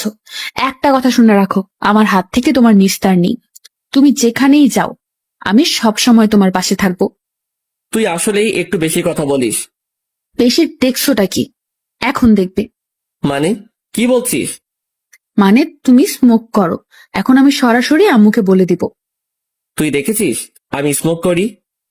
দেখি নাই, তবে গন্ধ পেয়েছি, এখনই আমি আম্মুকে বলছি। এই বলে নীলা বাইরের দিকে যেতে লাগলো। আমি ওর হাতটা ধরলাম। এই, আম্মুকে বলিস না প্লিজ। এর আগে আম্মু অনেক বকাবকি করেছিল, এমনকি আমাকে চড় মেরেছিল। আচ্ছা বলবো না, আমার কয়েকটা শর্ত আছে, এগুলো শুনলে আমি আর আম্মুকে বলবো না। কি শর্ত? শর্তগুলো মানতে হবে কিন্তু, না হলে আমি সরাসরি আম্মুর কাছে যাব আর গিয়ে বলবো, আম্মু তোমার ছেলে আমাকে মেরেছে, আমার সাথে খারাপ ব্যবহার করেছে এবং সিগারেট খেয়েছে। আচ্ছা কি শর্ত বল? আমার সাথে ভালো করে কথা বলতে হবে, মানে তুমি করে কথা বলতে হবে। এসব তুই চলবে না, আমি যা বলবো সেগুলো তোমাকে শুনতে হবে। কখনোই পারবো না। ওকে, তাহলে যাই আম্মুর কাছে, গিয়ে বলি তার ছেলে সিগারেট টানার গল্প। না, বলিস না। তাহলে আমার কথা শুনতে হবে। আচ্ছা ঠিক আছে, শুনবো। থ্যাংক ইউ, এ বলে একটা কিস বসিয়ে দিল। আমি শুধু মাথা নিচু করে থাকলাম, কিছুই করতে পারছি না। আবার একটা বুদ্ধি বের করতে হবে। আই, কি ভাবছো? না, কিছু না। ওকে, তাহলে এখন আমাকে একবার জড়িয়ে ধরো। পারবো না, সর। দুইটা অপরাধ করলে। দুইটা মানে? এক, আবার তুই করে কথা বলছো, আর দুই, আমার কথা শোনো নাই। আচ্ছা তুমি করে না বললে হয় না? না হয় না, জড়িয়ে ধরো বলছি। কি আর করব, ইচ্ছা না থাকা সত্ত্বেও নীলাকে হালকা করে জড়িয়ে ধরলাম। নীলা মুচকি হাসলো আর আমাকে শক্ত করে জড়িয়ে ধরলো। নীলা প্লিজ, তুমি আমার কাছ থেকে স্বামীর অধিকার চেও না। আচ্ছা চাইবো না, সময় হলে তুমি এমনিতেই দিবে। আচ্ছা ঠিক আছে, এখন ঘুমাই তাহলে। ঠিক আছে চলো। আজ অন্যদিকে তাকিয়ে ঘুমানোর আগেই নীলা আমাকে সামনাসামনি জড়িয়ে ধরলো। কি করব কিছুই বুঝতে পারছি না। আস্তে আস্তে এই পিচ্চি মেয়েটার মায়ায় পড়ে যাচ্ছি। নীলার প্রতি কি আমার বেশি অন্যায় করা হচ্ছে না? আমি কি ওকে আপন করে নেব? না, কি সব ভাবছি। ও তো আমার চাচাতো বোন, চাচাতো বোন কি আর বউ হয়? আই, তুমি কি ভাবছো গো? না, কিছু না। বলো বলছি। না, তেমন কিছু না। আমার একটা গার্লফ্রেন্ড আছে, ওকে নিয়ে ভাবছি। সত্যি বলছো? হ্যাঁ। তুমি না এখন বিয়ে করেছো? তোমার গার্লফ্রেন্ড থাক বা না থাক, সবকিছু ভুলে যাও। কখনোই পারবো না। এর জন্য তুমি আমাকে আপন করে নিচ্ছ না? হ্যাঁ, নীলা আমাকে ছেড়ে দিল, মনে হয় কষ্ট পেয়েছে। পাক, একটু একটু কষ্ট পেলে আমাকে ছেড়ে চলে যাবে, আর তখনই আমার শান্তি হবে। এই পিচির জ্বালা আমার একদম সহ্য হয় না। তারপরে এটা সেটা ভাবতে ভাবতে ঘুমিয়ে পড়লাম। সকালে ঘুম থেকে উঠে দেখি নীলা আমার পাশে নেই। আজ একটু অবাক হলাম। প্রতিদিন ঘুম থেকে উঠে পিচ্চি যেরকম জ্বালা সহ্য করি, আজকে বেঁচে গেলাম। ব্যাপারটা কি? দেখলাম পিচ্চি গোসল করে বেরিয়ে আসছে ভেজা চুল নিয়ে। ঘুম থেকে উঠে পড়েছ, যাও গোসল করে আসো। আমার এত সকালে গোসল করতে ভালো লাগে না। দেখো, তুমি যদি সকালে গোসল না করো তাহলে আম্মু ভাববে আমাদের মধ্যে কোনো সম্পর্ক হয়নি, আর তখন তারা অনেক কষ্ট পাবে। তার চেয়ে বরং তুমি গোসল করে আসো। তুই এত কিছু বুঝিস কিভাবে? আবার তুই করে বলছো? ও সরি, তুমি আসলে একটা পিচ্ছি। তারপরে আমি ওয়াশরুমে গিয়ে শাওয়ার নিলাম।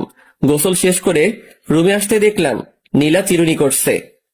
নিচে চলো, আম্মু খাওয়ার জন্য ডাকতে এসেছিল। চল। I stop. আমি তোর থেকে বয়সে ছোট হলে কি হবে? আমি তোর বড় ভাবি, তুই আমাকে রেসপেক্ট দিয়ে কথা বলবি। চলো। তারপর নিচে গিয়ে ব্রেকফাস্ট করতে শুরু করলাম। এমন তুই আজকে নীলিমাকে তোদের কলেজে ভর্তি করে দে, আমি প্রিন্সিপালের সাথে কথা বলছি। তাহলে ভালোই হবে, বাড়ি 3 জন একসাথে কলেজে যাবে। কিছুই বললাম না, কারণ আমি আব্বুর কথার উপর দিয়ে কিছু বলি না। ব্রেকফাস্ট শেষ করে রুমে গিয়ে ভার্সিটিতে যাওয়ার জন্য রেডি হলাম। নীলাও আসলো, রেডি হচ্ছে। ও আজকে কলেজে ভর্তি হবে। রাতে যে কথা বললাম, ওর তো মন খারাপ হয়েছিল। এখন কলেজে ভর্তি হওয়ার কথা শুনে একটু হাসি খুশি লাগছে। আমি বাইরে গিয়ে বাইক নিয়ে দাঁড়িয়ে আছি। এদিকে জান্নাতের আর নীলার আসার কোনো নামগন্ধই নেই। অনেকক্ষণ হয়ে গেল, এখনো আসছে না। আমি ওদেরকে ডাকতে গেলাম, যেতেই দেখি ওরা বেরিয়ে আসছে। এতক্ষণ সময় লাগে নাকি? না, আসলে ভাবি আজকে কলেজে প্রথম যাচ্ছে, তার জন্য একটু সাজিয়ে দিচ্ছিলাম আর কি। তাই না নীলু ভাবি? তোদের লেকচার বন্ধ করে বাইকে উঠবি নাকি আমি যাব? এই না, উঠছি। আগে নীলা উঠলো, তারপরে জান্নাত উঠলো। আমি বাইক স্টার্ট দিয়ে ভার্সিটির দিকে যেতে লাগলাম। কেমন লজ্জা লজ্জা লাগছে, নিজের বউকে নিয়ে ভার্সিটিতে যাচ্ছি, তাও আবার পিচ্ছি। কেমনটা লাগে? ভার্সিটিতে পৌঁছে বাইকটা পার্ক করে আমি নীলাকে নিয়ে প্রিন্সিপালের রুমের দিকে যাচ্ছি। সবাই আমাদের দিকে তাকিয়ে আছে। এই, সবাই আমাদের দিকে তাকিয়ে আছে কেন? তোর মতো একটা পিচ্চি মেয়ে ভার্সিটিতে এসেছে, তাই সবাই তাকিয়ে আছে। নীলা কোনো কথা বলল না। আমি সরাসরি প্রিন্সিপালের রুমে গেলাম। আসসালামু আলাইকুম, আসতে পারি স্যার? ওয়ালাইকুম আসসালাম। আরে ইমন জি, এসো এসো, ভেতরে এসে বসো। জি ধন্যবাদ স্যার। তা হানিমুন বাদে এখনই ভার্সিটিতে আসতে হলো? আমি আর নীলা দুজনে মাথা নিচু করলাম। আমার মতো নীলা হয়তো লজ্জা পেয়েছে। আরে লজ্জার কিছু নেই, বিয়ে করেছে তো কি হয়েছে, বিয়ে তো করতেই হবে তাই না? হ্যাঁ স্যার। এই যে ছাত্রের বউ ছাত্রী, নাম কি তোমার? নীলা। শুধু নীলা নাকি দুজনের মিল করে নীলা ইসলাম? নীলা মাথা নিচু করে মুচকি হাসলো। আচ্ছা ঠিক আছে, আর লজ্জা দিচ্ছি না। আমি সব ব্যবস্থা করে রেখেছি, তুমি শুধু এখানে একটা সাইন করো। নীলা সাইন করলো। নীলা শোনো, তোমার সিলেবাস দেখে তুমি ভার্সিটির লাইব্রেরি থেকে প্রয়োজনীয় বইগুলো সংগ্রহ করে নিও। ঠিক আছে স্যার। তারপর আমি আর নীলা প্রিন্সিপাল স্যারের রুম থেকে বেরিয়ে আসলাম। এই শোনো, আমাকে আমার ক্লাসটা দেখিয়ে দাও। ওইদিকে যা। ওইদিকে বললে হবে না, আমাকে পৌঁছে দিয়ে আসো। আমি নীলাকে ওর ক্লাসরুমের দিকে এগিয়ে দিলাম। ভার্সিটির সব ছেলে মেয়ে আমাদের দুজনের দিকে তাকিয়ে আছে। তাকাবেই না কেন? আজ পর্যন্ত আমার পাশে আমার 2-3টা বান্ধবী ছাড়া অন্য কাউকে দেখিনি। আজ হঠাৎ করে আমার পাশে নীলাকে দেখে হয়তো সবাই তাকিয়ে আছে। আমি নীলাকে ওর ক্লাসরুমটা দেখিয়ে দিলাম। তারপরে আমি সরাসরি আমাদের আড্ডা দেওয়ার জায়গায় চলে গেলাম। আমাকে দেখে সবাই চমকে উঠলো। মামা, তুই ভার্সিটিতে? আজব ব্যাপার তো। আমারও তো একই কথা, তুই হঠাৎ ভার্সিটিতে আসলি মানে? কেন, আমার কি ভার্সিটিতে আসা বারণ আছে নাকি? না, বারণ নেই, তবে তুই মাত্র 5 দিন হলো বিয়ে করলি আর আজকে ভার্সিটিতে চলে আসলি। ভাবির সাথে রোমান্স করবি, সেটা না করে হঠাৎ ভার্সিটিতে, তাই আমরা সবাই একটু অবাক হলাম আর কি। তোরা জানিস না, তোদের ছাড়া আমার একদমই ভালো লাগে না, তাই তো ভার্সিটিতে চলে আসলাম। থাক, হয়েছে, এখন বিয়ে করেছিস, আর কদিন পর তো আমাদের চিনতেই পারবি না। এখনই চিনতে পারছি না। তা ভাবি কোথায়? পড়াশোনা করতে হবে না? হ্যাঁ, পড়াশোনা তো করাতেই হবে। আজকে তো ইন্টার ফার্স্ট ইয়ারে ভর্তি করে দিলাম। কোন কলেজে মামা? এই ইমনের বউ, ইমন যে কলেজে ইচ্ছা ভর্তি করে দেবে, তোর এত জানা দরকার কি? না, ভাবিকে দেখে শুনে রাখার দায়িত্ব তো আমাদের সবারই, তাই না? তোকে এত দায়িত্ব বহন করা লাগবে না, এখন নিজের জন্য কাউকে খোঁজে নে। আমার ভাগ্যে মনে হয় কেউ নেই। আমরা সবাই এভাবে কিছুক্ষণ আড্ডা দেওয়ার পর ক্লাস করতে গেলাম। 2টা ক্লাস করলাম। আর ভালো লাগছে না। তারপরে আমি, আশিক, হাসিব, সামি চারজন গেলাম বাজারের দিকে। বাজারে গিয়ে ক্যারাম খেললাম, ধোয়া ছাড়লাম, আর কিছুক্ষণ আড্ডা দিলাম।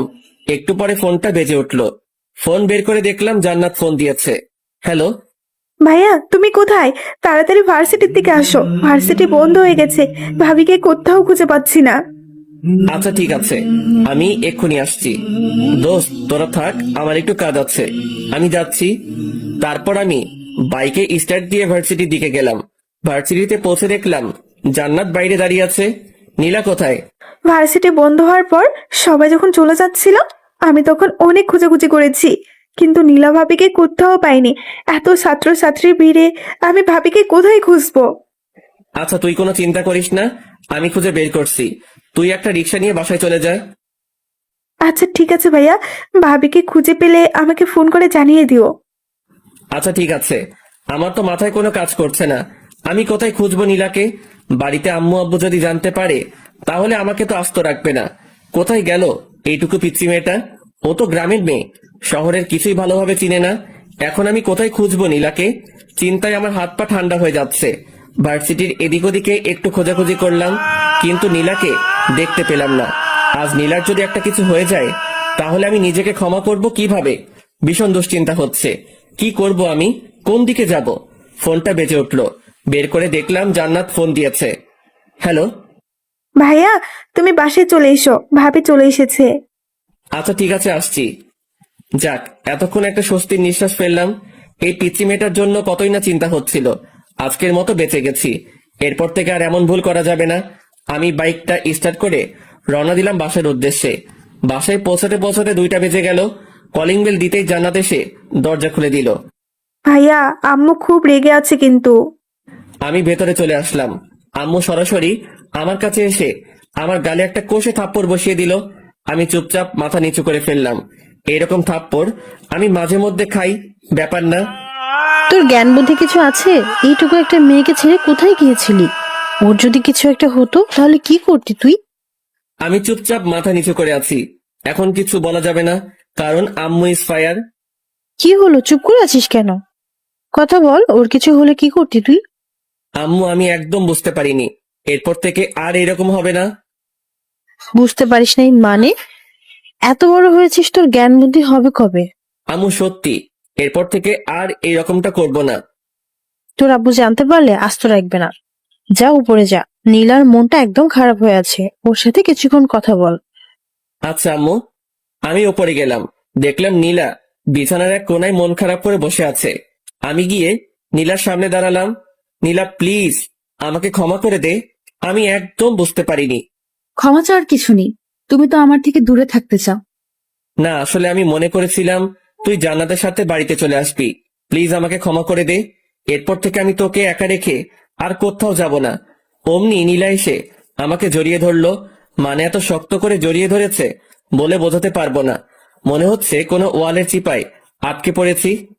তারপরে নীলা আমাকে ঠেলতে ঠেলতে ওয়াশরুমের মধ্যে নিয়ে গেল। আমার কারোর সাথে গোসল করতে ভালো লাগে না। কারোর সাথে লাগুক বা না লাগুক, আমার সাথে লাগবে। তারপরে নীলা শাওয়ার ছেড়ে দিল।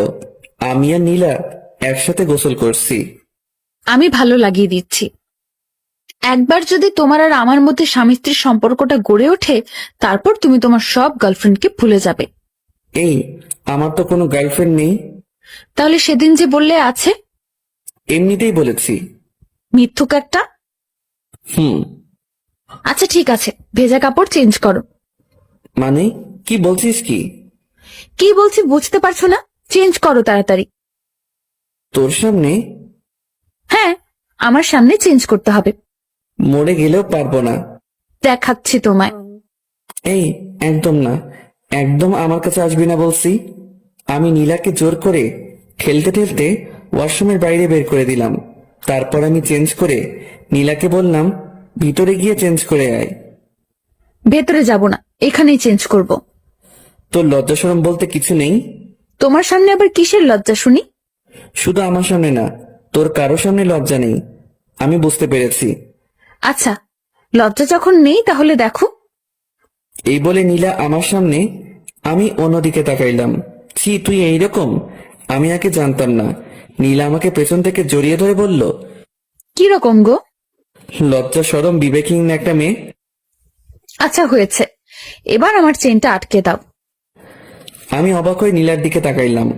দেখলাম নীলা একটা 3 পিস পরেছে আর আমাকে চেইন আটকে দিতে বলছে।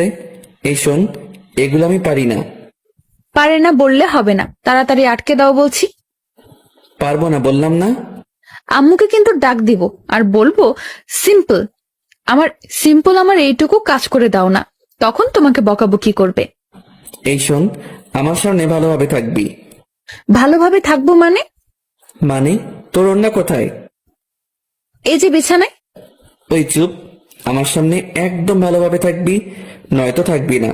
নীলা একেবারে আমার ঠোঁটের কাছে ঠোঁট নিয়ে এসে বলল, তোমার সামনে থাকতে হলে আমাকে কি ওড়না নিয়ে থাকতে হবে নাকি?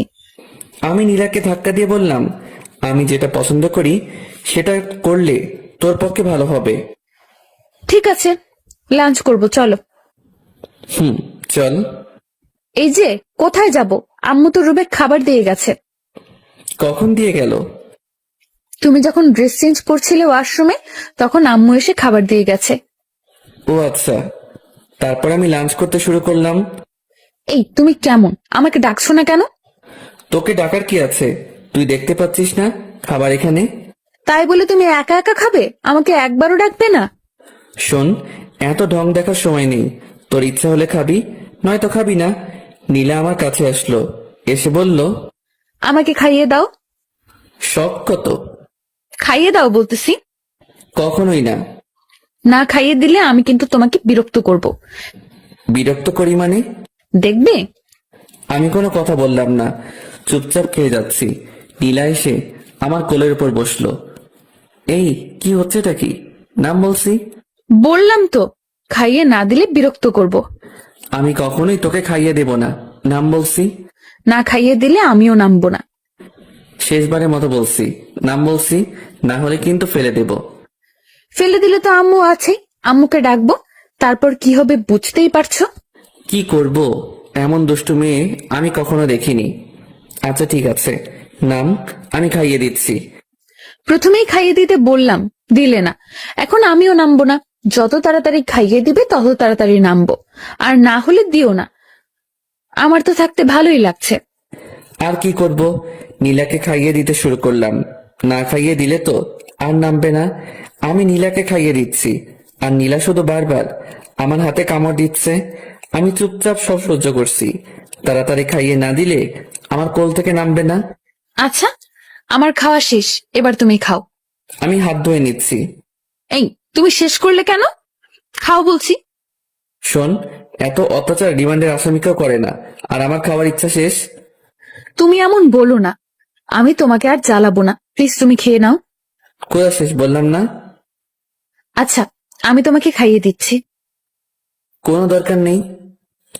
আমি চুপচাপ বিছানায় গিয়ে শুয়ে পড়লাম। আমার কথা শুনলে না তো?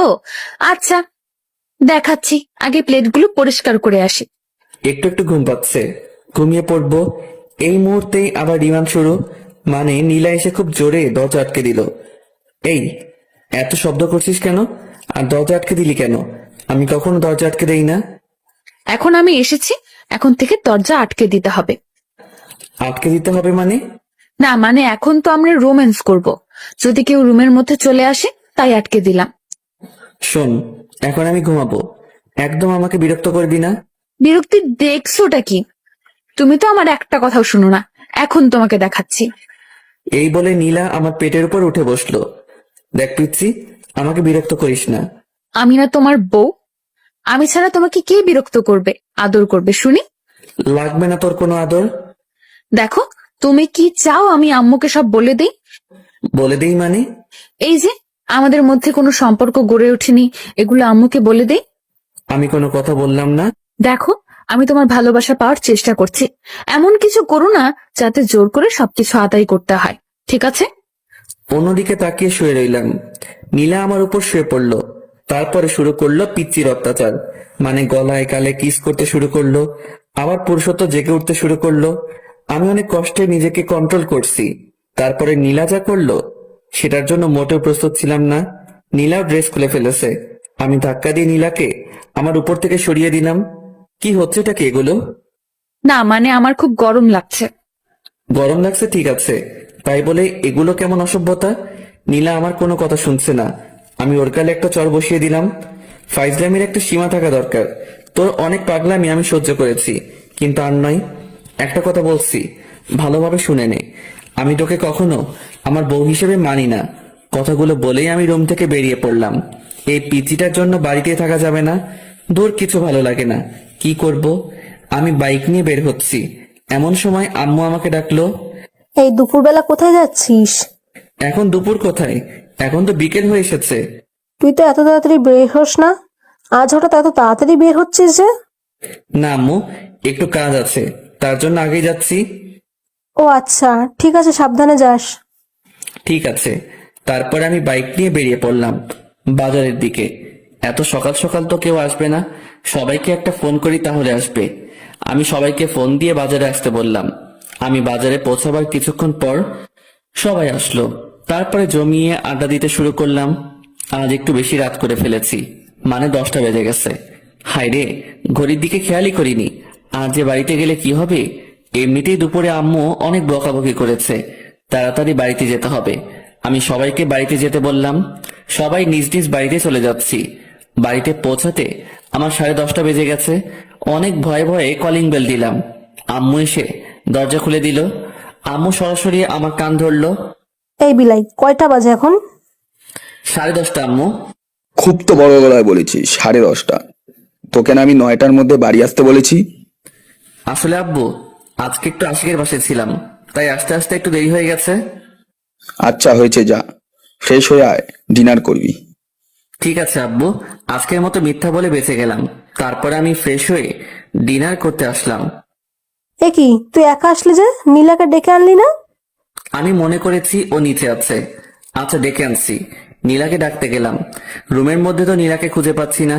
কোথায় গেল মেয়েটা? ওয়াশরুমে খুঁজলাম, নেই। তারপরে বেলকনিতে গেলাম, দেখলাম নীলা দাঁড়িয়ে আছে। নিচে চলো, আম্মু ডাকছে। আমার ক্ষুধা লাগেনি, আমি খাবো না। খাওয়ার জন্য নয়, তোকে ডাকছে। এই বলে আমি চলে আসলাম। নীলাও আমার পিছু পিছু আসলো। আম্মু, তুমি আমাকে ডেকেছো? অনেক রাত হয়েছে, আয় খেয়ে নে। আম্মু, আমার একদম ক্ষুধা লাগেনি। ক্ষুধা লাগেনি মানে? কি হয়েছে মা, বলতো? কই আম্মু, কিছু হয়নি তো। তোর মন খারাপ লাগছে? কি হয়েছে মা, আমাকে বল। না আম্মু, আমার কিছুই হয়নি, এমনিতেই ভালো লাগছে না। এদিকে আয় তো মা। আম্মু নীলাকে খাইয়ে দিতে শুরু করলো। আমি আর জান্নাত হা করে তাকিয়ে থাকলাম। না, হা করে তাকিয়ে থাকলে হবে না। দুপুরে একবার পিচিটার জন্য খেতে পারি নাই, এখন আমাকে খেতে হবে। অনেক ক্ষুধা লাগছে। ইমন শোন, কালকে বিকালে নীলাকে নিয়ে গিয়ে একটা ফোন কিনে দিস। ওর তো বাড়িতে কথা বলতে লাগে, আর ও তোকে ফোন দিয়ে তাড়াতাড়ি বাড়ি আসতে বলবে। তোকে তো ফোন না করলে তুই প্রত্যেক দিনই রাত 10টা বাজিয়ে দিস। ঠিক আছে আব্বু। তোর আম্মুর কাছ থেকে টাকা নিয়ে যাস। আচ্ছা। তারপরে আমি ডিনার শেষ করে রুমে গেলাম। একটু পর নীলা আসলো। নীলা এসে দরজা লক করে দিল। আমি নীলার দিকে তাকাইলাম, কিন্তু ও আমার দিকে তাকালো না। সোজাসুজি বিছানায় এসে অন্যদিকে ঘুরে শুয়ে পড়লো। আমার উপর অভিমান করে আছে হয়তো। তখন ওর গায়ে হাত তোলাটা ঠিক হয়নি। ওকে একবার সরি বলে দেখি। নীলা শোন। নীলা আমার দিকে ঘুরলো, কিন্তু তাকালো না। কিছু বলবে? না মানে দুপুরে তোর সাথে একটু বাড়াবাড়ি করা হয়ে গেছে, প্লিজ ক্ষমা করে দে। তুমি বাড়াবাড়ির কিছুই করনি, যা করেছো একদম ঠিক করেছো। নীলা প্লিজ এভাবে বলিস না, আমাকে ক্ষমা করে দে। না, ক্ষমার কিছুই নেই, আমারই তো সব দোষ। আমার কপালে তো স্বামীর ভালোবাসা নেই, আছে শুধু চট থাপ্পড়, এগুলোই। আমার উচিত হয়নি জোর করে তোমার ভালোবাসা নেওয়াটা। পিচিটার কথায় কেমন যেন মায়া আছে। ওর কথা শুনে আমি বারবার মায়ায় পড়ে যাই। আমি কি বলবো ভেবে পাচ্ছি না। আমাকে কথা বলার সব রাস্তায় পিচিটা বন্ধ করে দিল। আমি শুয়ে পড়লাম।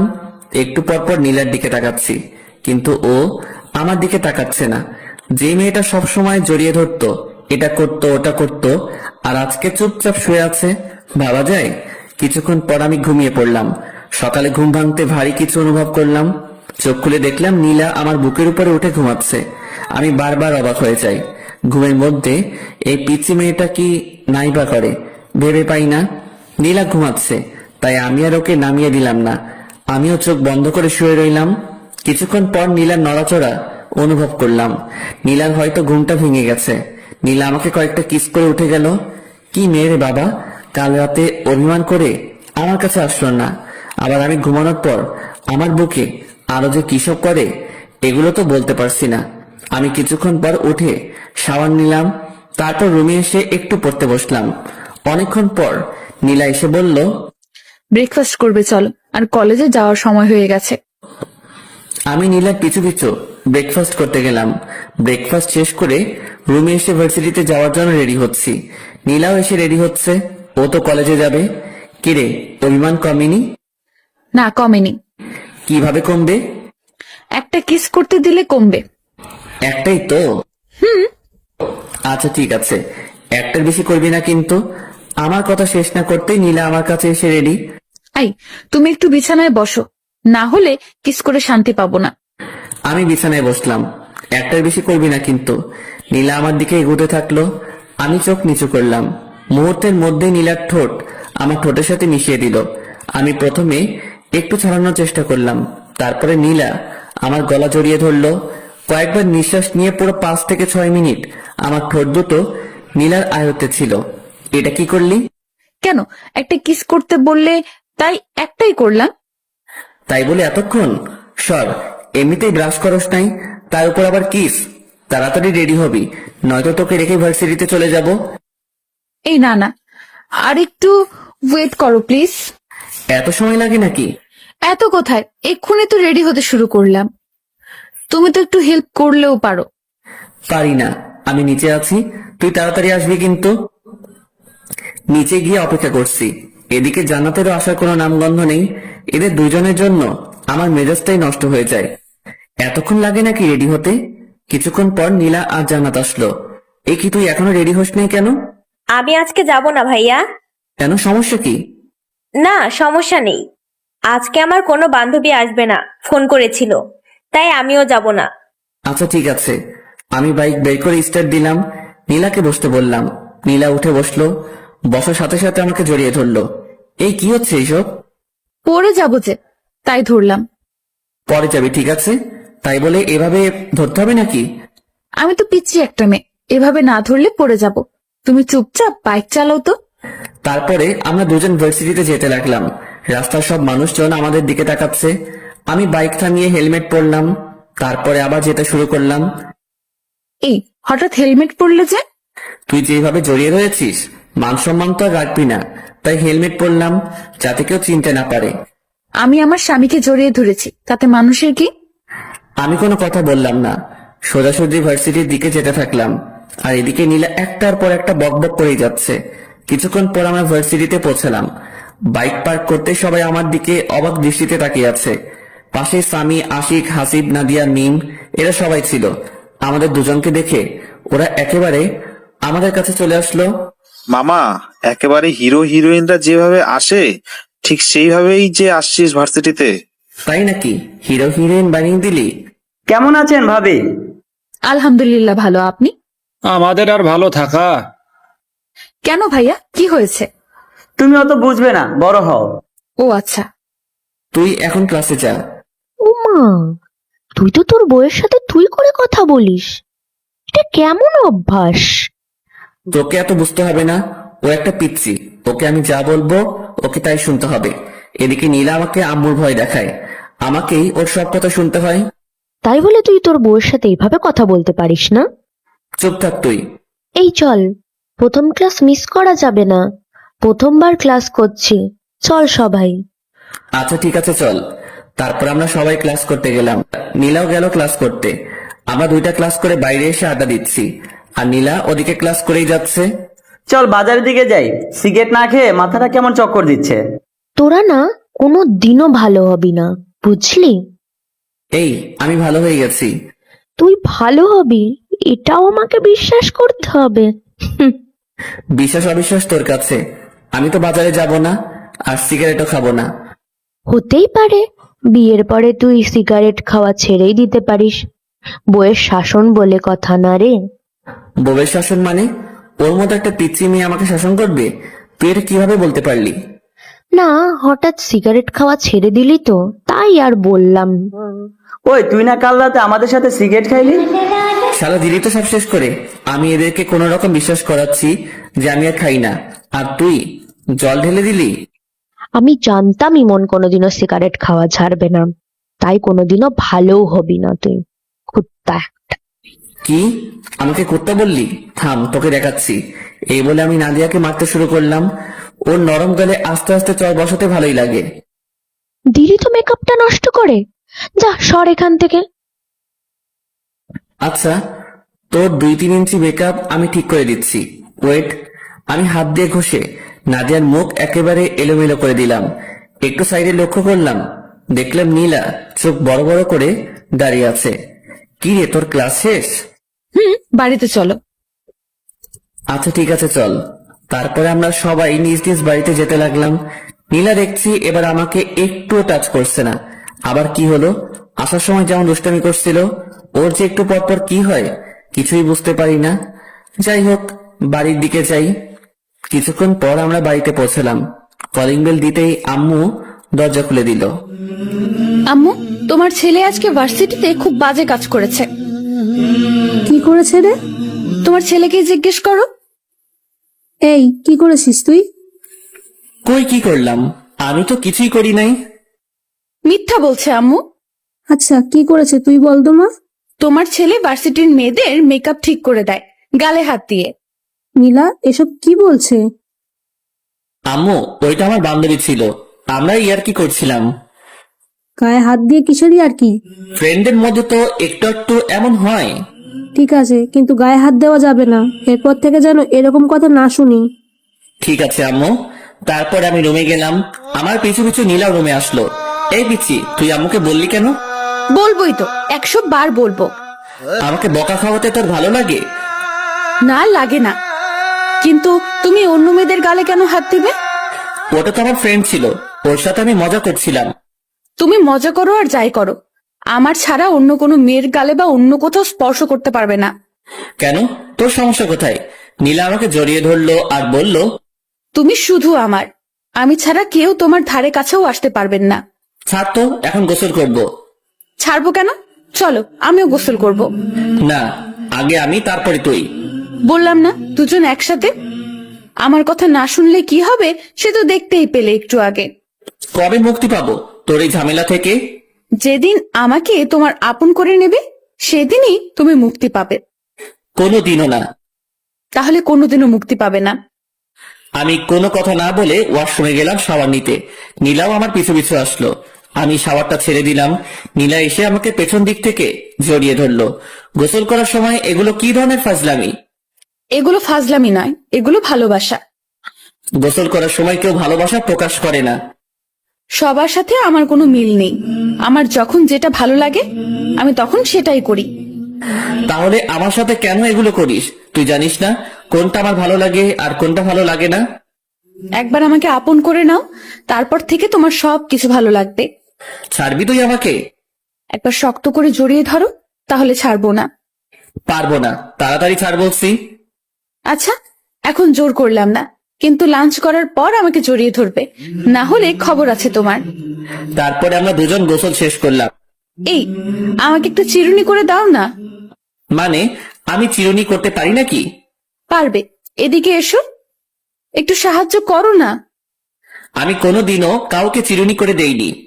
আজকে আমাকে দেবে, এসো প্লিজ প্লিজ প্লিজ। কি করব? এই প্রথম নীলার মাথায় চিরুনি করে দিলাম। নীলা তো মহা খুশি। তারপরে আমরা দুজন লাঞ্চ করতে গেলাম।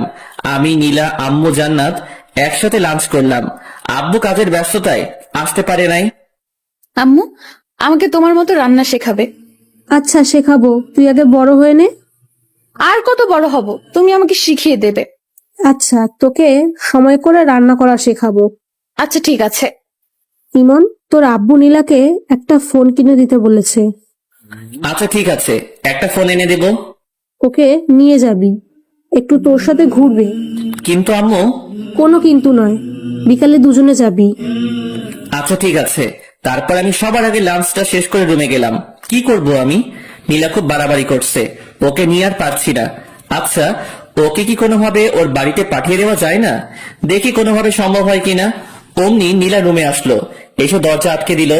আমি কোনো কথা বললাম না। ওর সাথে আমি কিছুতেই পেরে উঠছি না। কিভাবে পারবো?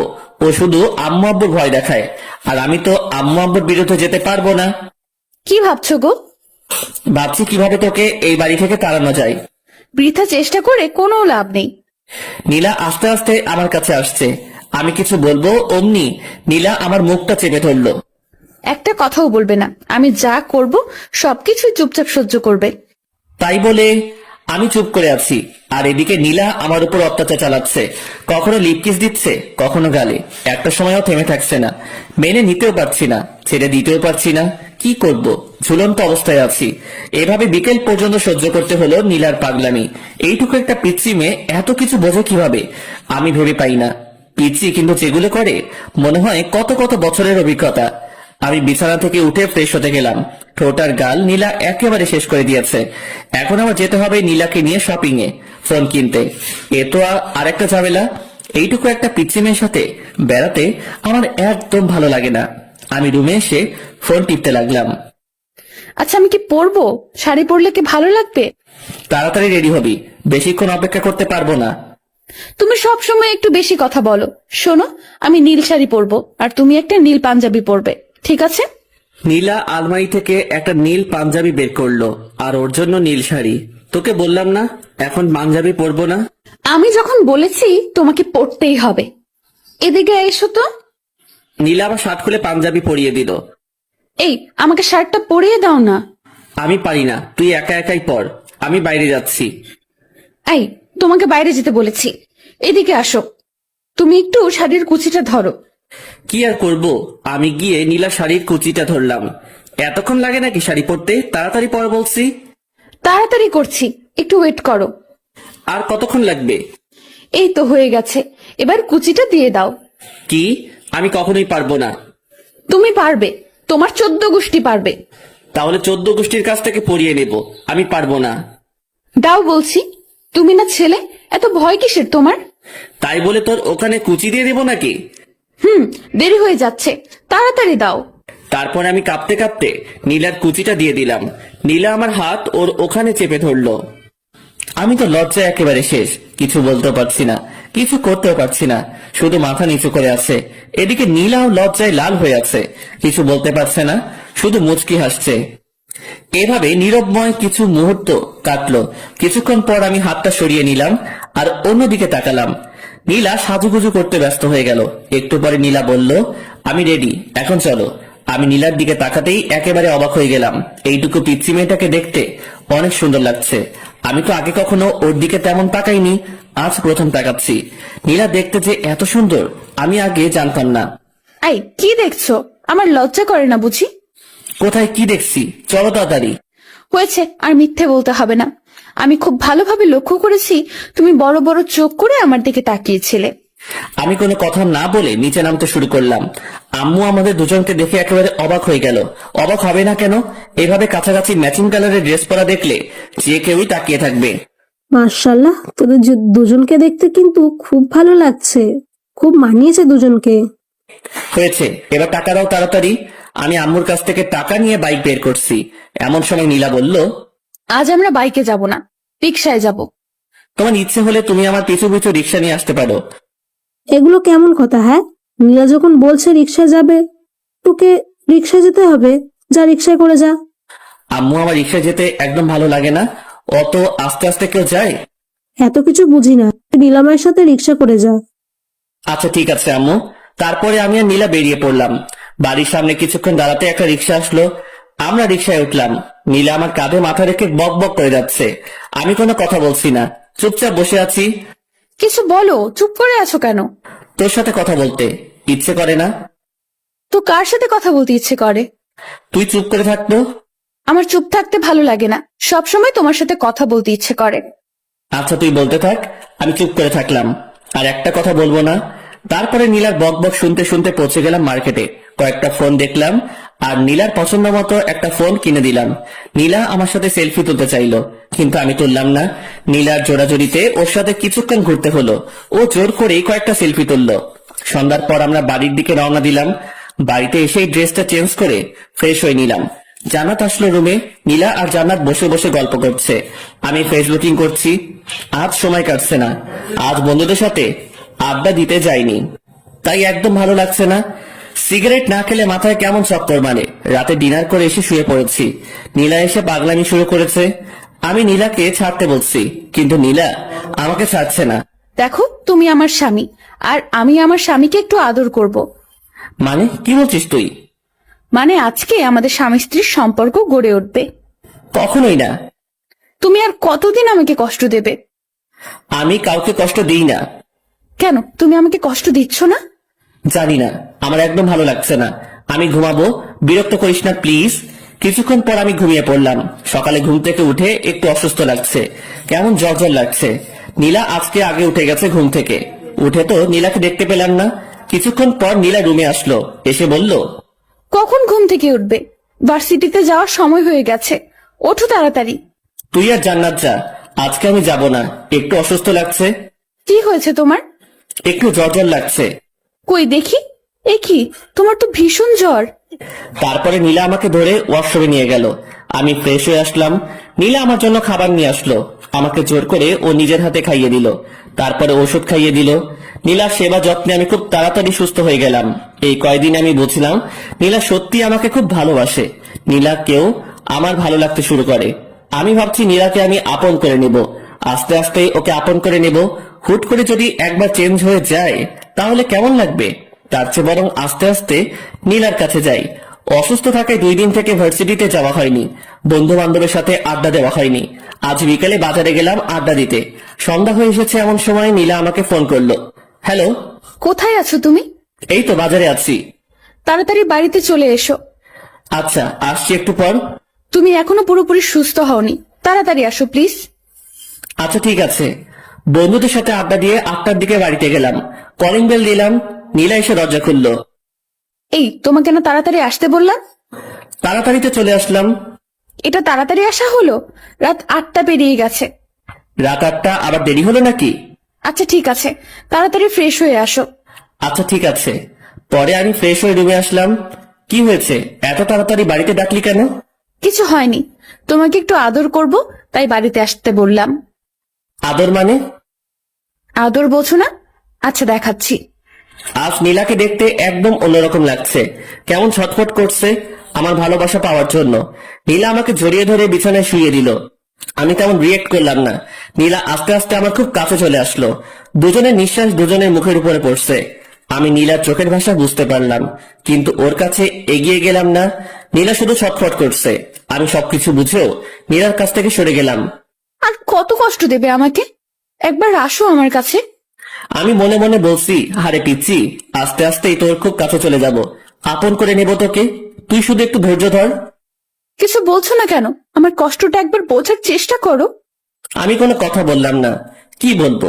আমি যে হঠাৎ করে নীলার কাছে যেতে পারছি না।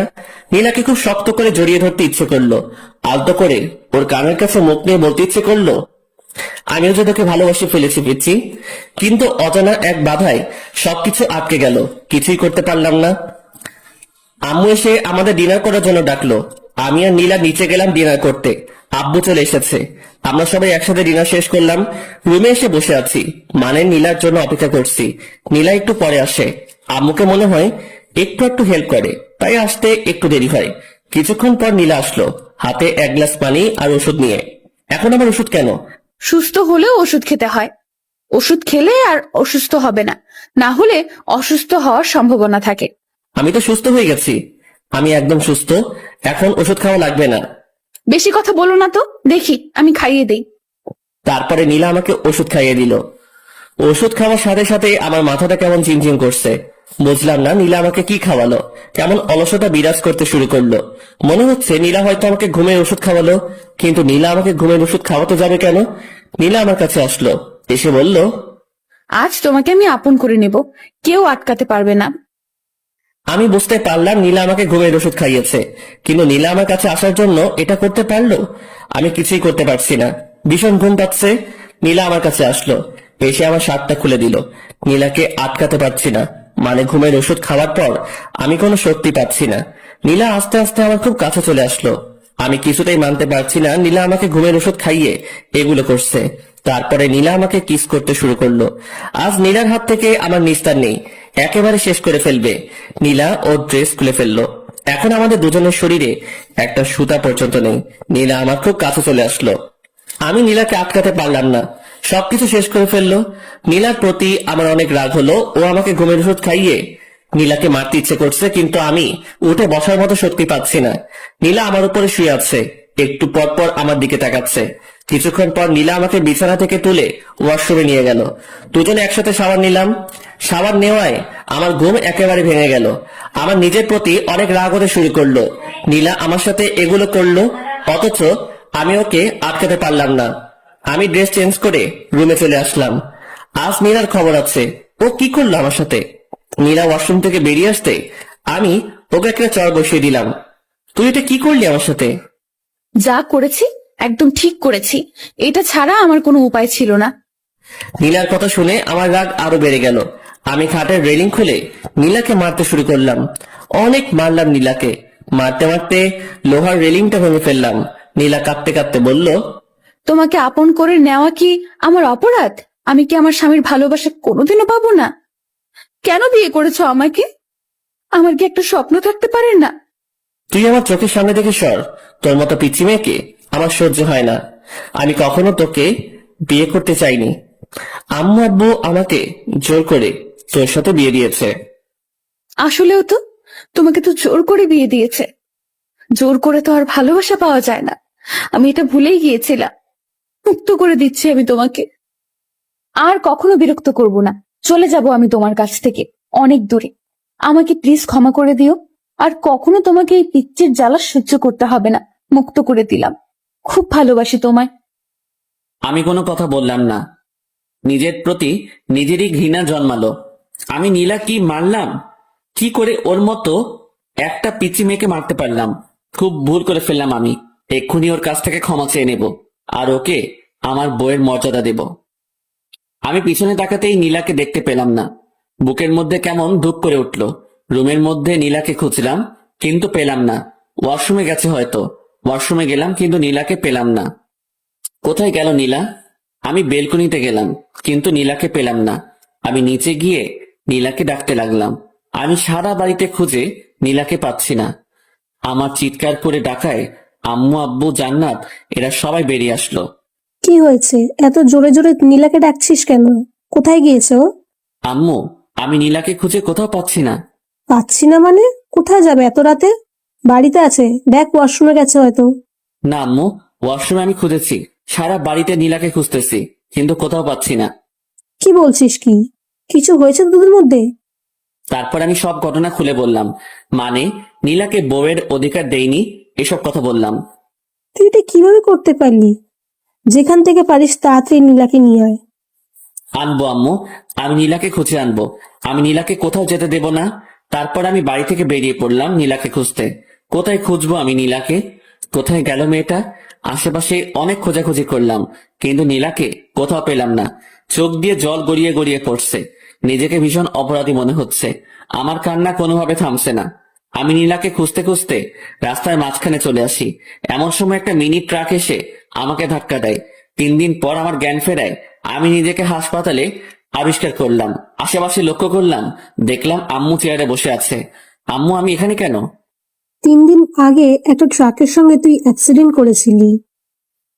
আমার সবকিছু মনে পড়ে গেল। আমি উঠে বেরিয়ে যেতে লাগলাম। আম্মু আমাকে আটকালো। কোথায় যাচ্ছিস তুই? আম্মু, নীলাকে খুঁজে বের করতে হবে। নীলাকে সবাই খুঁজছে, তুই এখন অনেক অসুস্থ, তোকে এখন যাওয়া লাগবে না। না আম্মু, নীলাকে আমি খুঁজতে যাব। নীলার সাথে আমি খুব অন্যায় করেছি। ওকে যেখান থেকে হোক আমাকে খুঁজে বের করতেই হবে। আচ্ছা ঠিক আছে, আগে সুস্থ হয়ে নে, তারপর খুঁজিস। আর শোন, নীলা হয়তো বা অ্যাক্সিডেন্ট করেছে। অ্যাক্সিডেন্ট করেছে মানে? কোথায় নীলা? তোমরা কিভাবে জানলে? আমাদের বাসা থেকে একটু সামনেই সেদিন রাতে আরো একটা অ্যাক্সিডেন্ট হয়েছিল, আর ওটা নীলাই ছিল, কারণ ওখানে নীলার রক্তাক্ত ওড়না পাওয়া গেছে।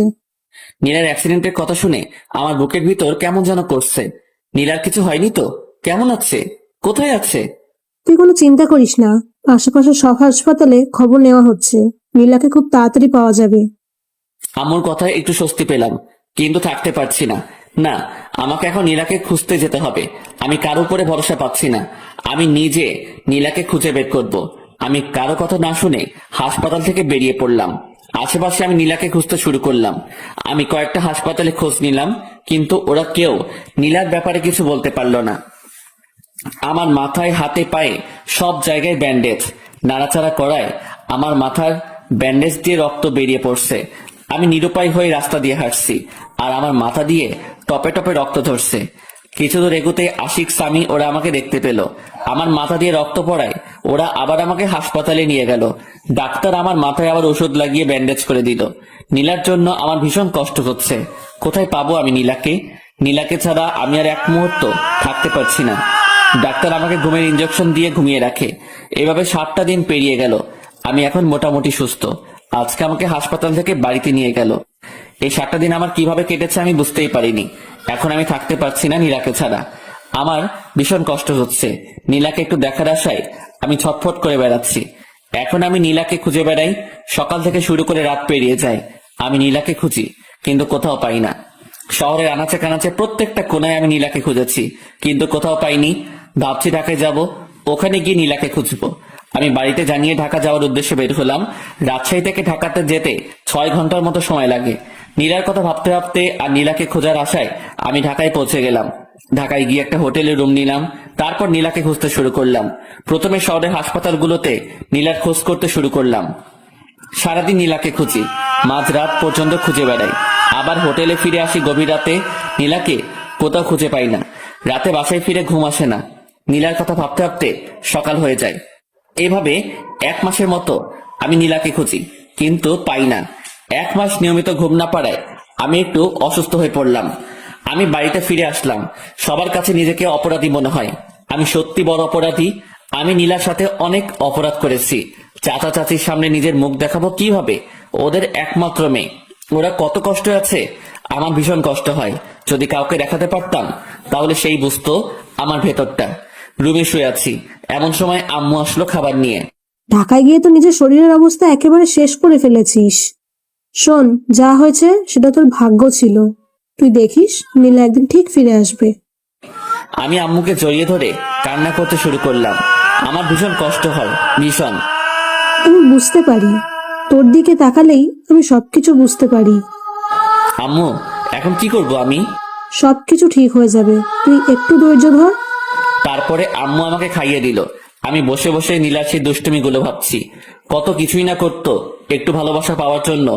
আজ আমি ওকে আমার সব ভালোবাসা দিতে চাই, কিন্তু আজ ও নেই। ওদিকে নীলা এখন দুবাইয়ে। নীলা সেদিন রাতে বাড়ি থেকে বের হওয়ার পর কোথায় যাবে, কি করবে, এসব ভাবতে ভাবতে রাস্তা দিয়ে হাঁটছিল। নীলা তো এই মুখ নিয়ে বাসায় ফিরে যেতে পারবে না। নীলা রাস্তা দিয়ে যাওয়ার সময় একটা কারের সাথে ধাক্কা খায়। নীলার মাথায় ভীষণ আঘাত পায়। গভীর রাত্রে রাস্তায় কেউ ছিল না। কারের ড্রাইভারটি নীলাকে তুলে হসপিটালে নিয়ে যায়। কারের ড্রাইভারটির নাম সাইদ। সাইদ নীলাকে হসপিটালে নিয়ে যাওয়ায় নীলাকে হালকা চিকিৎসা দেয়। ডাক্তার বলেন রোগীর মাথায় ভীষণ আঘাত লেগেছে, একটা অপারেশন করাতে হবে। আর আমরা এই গুরুত্বপূর্ণ অপারেশনটি করতে পারবো না। রোগীকে উন্নত চিকিৎসার জন্য ঢাকায় নিয়ে গেলে ভালো হয়। আর অপারেশনটা যত তাড়াতাড়ি হবে রোগীর জন্য ততই ভালো। অপারেশনে যদি কোনো ত্রুটি হয় তাহলে রোগীর স্মৃতিশক্তি হারিয়ে যেতে পারে। এমন সময় সাইদ পড়ল ভীষণ বিপদে। সাইদ কি করবে, কিভাবে নীলার ভালো অপারেশন করাবে? সাইদ তার বাড়ির লোকজনের সঙ্গে কথা বলবে। সাইদ সহ পরিবারের সবাই প্রবাসে বসবাস করে, মানে দুবাইয়ে থাকে। সাইদ বাংলাদেশে বেড়াতে এসেছে। সাইদের বাড়ির লোকজন বলল মেয়েটিকে নিয়ে দুবাই চলে আয়, এখানে ওকে উন্নত চিকিৎসা দিলে ও খুব তাড়াতাড়ি সুস্থ হয়ে যাবে। সাইদ ডাক্তারের সঙ্গে কথা বলে নীলাকে দুবাই নিয়ে যাওয়ার ব্যবস্থা করলো। নীলা মাথায় ভীষণ আঘাত পাওয়ায় জ্ঞান হারিয়ে ফেলেছে। এখনো পর্যন্ত নীলা অজ্ঞান হয়ে আছে। ওখান থেকে নীলাকে দুবাই নিয়ে যেতে একদিন সময় লাগলো। তারপর নীলাকে দুবাইয়ের সবচেয়ে ভালো একটা হসপিটালে শিফট করা হলো। দুবাইয়ের ডাক্তাররা নীলার অপারেশন করতে শুরু করলো। মাথায় আঘাত, খুব গুরুত্বপূর্ণ একটা অপারেশন। অপারেশন করতে প্রায় 3 ঘন্টার মতো সময় লাগলো। ডাক্তার বলেছে অপারেশন সাকসেসফুল, কিন্তু নীলার জ্ঞান ফিরতে অনেক দেরি হবে। নীলা কোমায় চলে গেছে। এখান থেকে জ্ঞান ফিরতে কত সময় লাগবে তা বলা সম্ভব নয়, তবে ডাক্তারদের ধারণা মতে 2-3 মাস সময় লাগতে পারে। এদিকে 1 মাস পেরিয়ে গেছে। আমি নীলাকে শহরের আনাচে কানাচে খুঁজে বেড়াই, কেউ নীলার একটু খোঁজও দিতে পারে না। রাত দিন এক করে আমি নীলাকে খুঁজে বেড়াই। আশা একটাই, নীলাকে আমি একদিন ঠিক খুঁজে পাবো।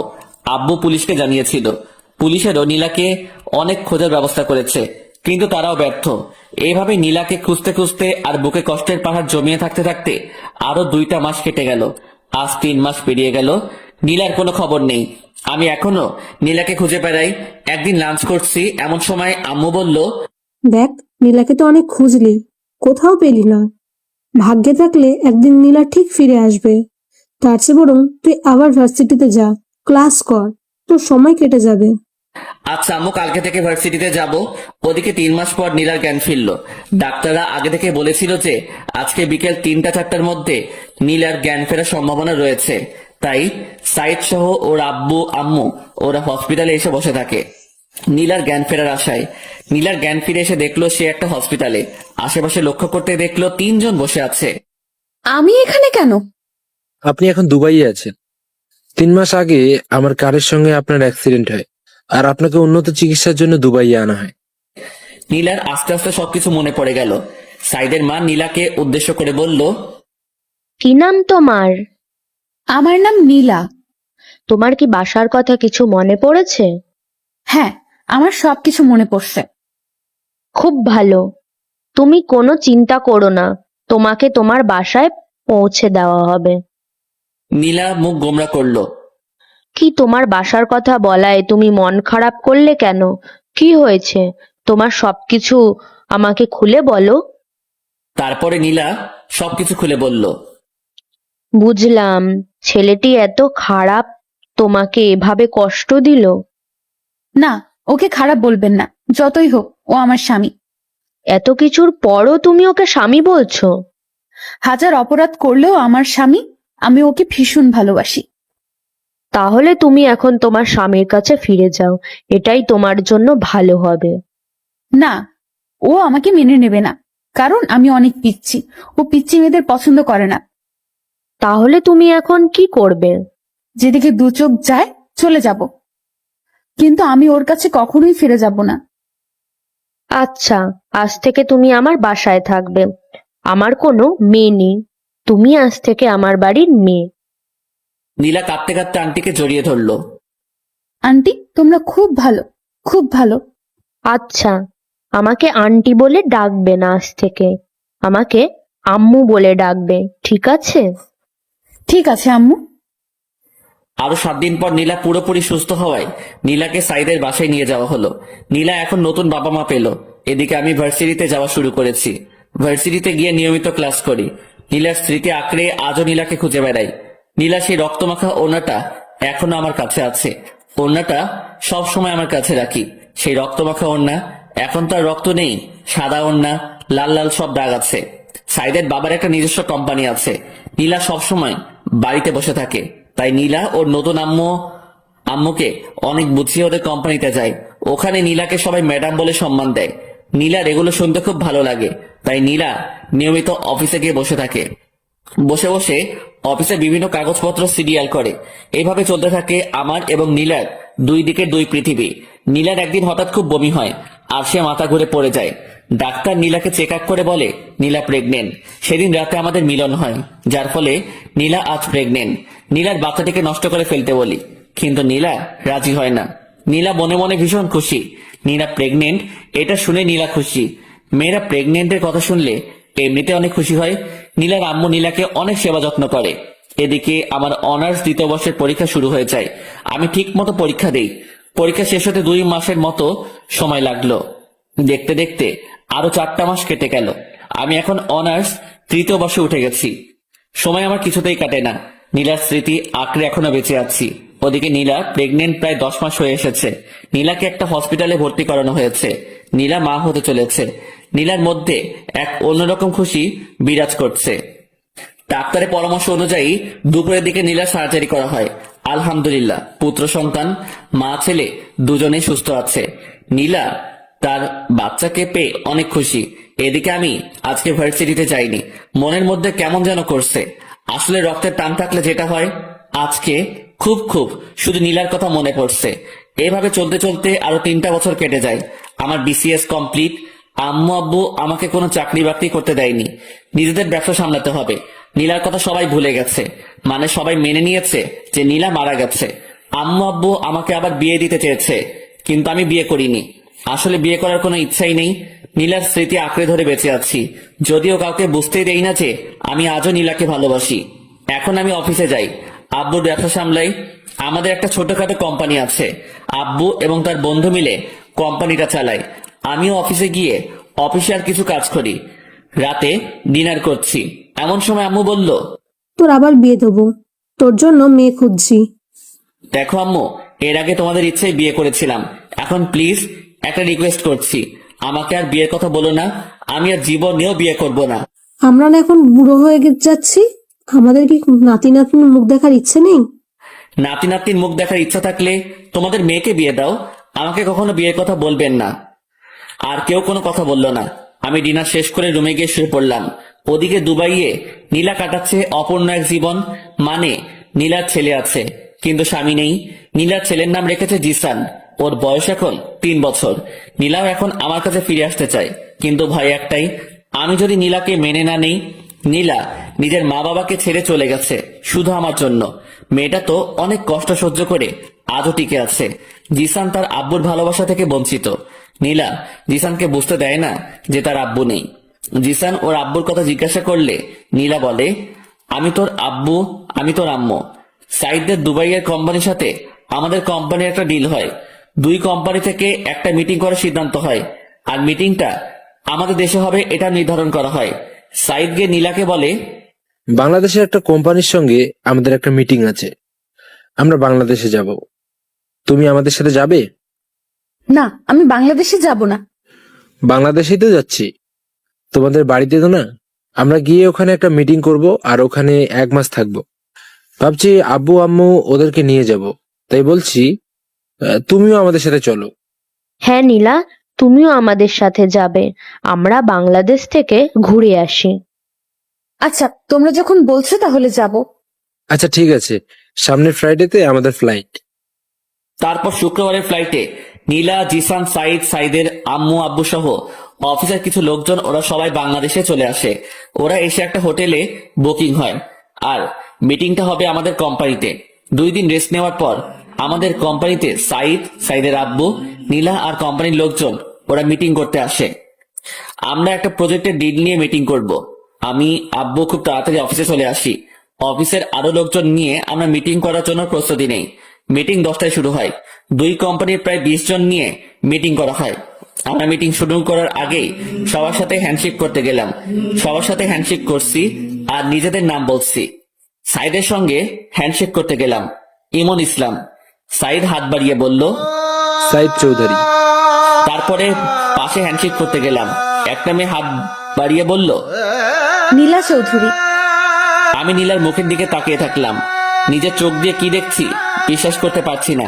আমার চোখের সামনে নীলা দাঁড়িয়ে আছে, মুখ দিয়ে কোনো কথা বের হচ্ছে না, গলা শুকিয়ে আসছে।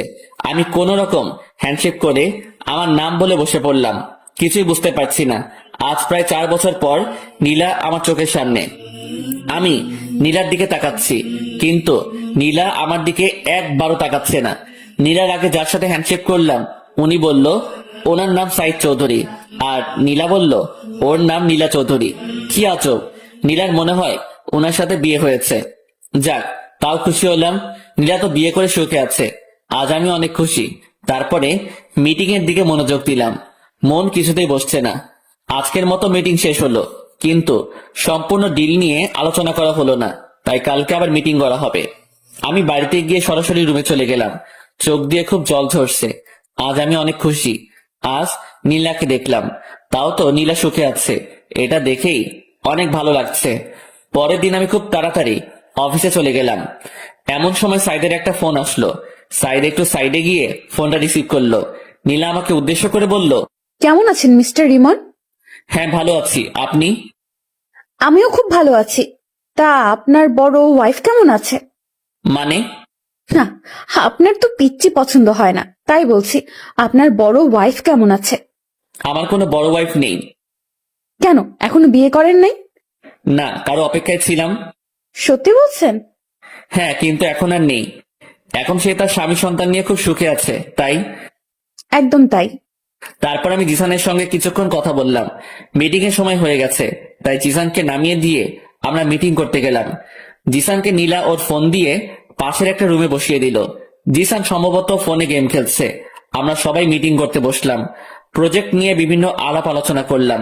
মিটিং করা শেষে সাইদের কোম্পানির সঙ্গে আমাদের কোম্পানির খুব ভালো একটা বন্ধুত্ব হয়ে গেল। আমরা মিটিং শেষ করে সবাই একসাথে লাঞ্চ করলাম। শেষবারের মতো নীলার দিকে একবার তাকালাম। নীলা হয়তো আবার চলে যাবে দুবাইয়ে, তাই শেষবারের মতো আমি নীলার মুখের দিকে তাকিয়ে আছি। হঠাৎ নীলাও আমার দিকে তাকালো। আমি নীলার দিক থেকে চোখ সরিয়ে নিলাম। লাঞ্চ শেষে একটু রেস্ট নিয়ে ওরা সবাই চলে যেতে লাগলো। আমরা ওদেরকে একটু এগিয়ে দিতে গেলাম। হঠাৎ জিসান এসে আমার পা জড়িয়ে ধরলো। আমি জিসানকে কোলে তুলে নিলাম। একটু আদর করে জিসানকে নামিয়ে দিলাম। ওরা গিয়ে গাড়িতে উঠলো।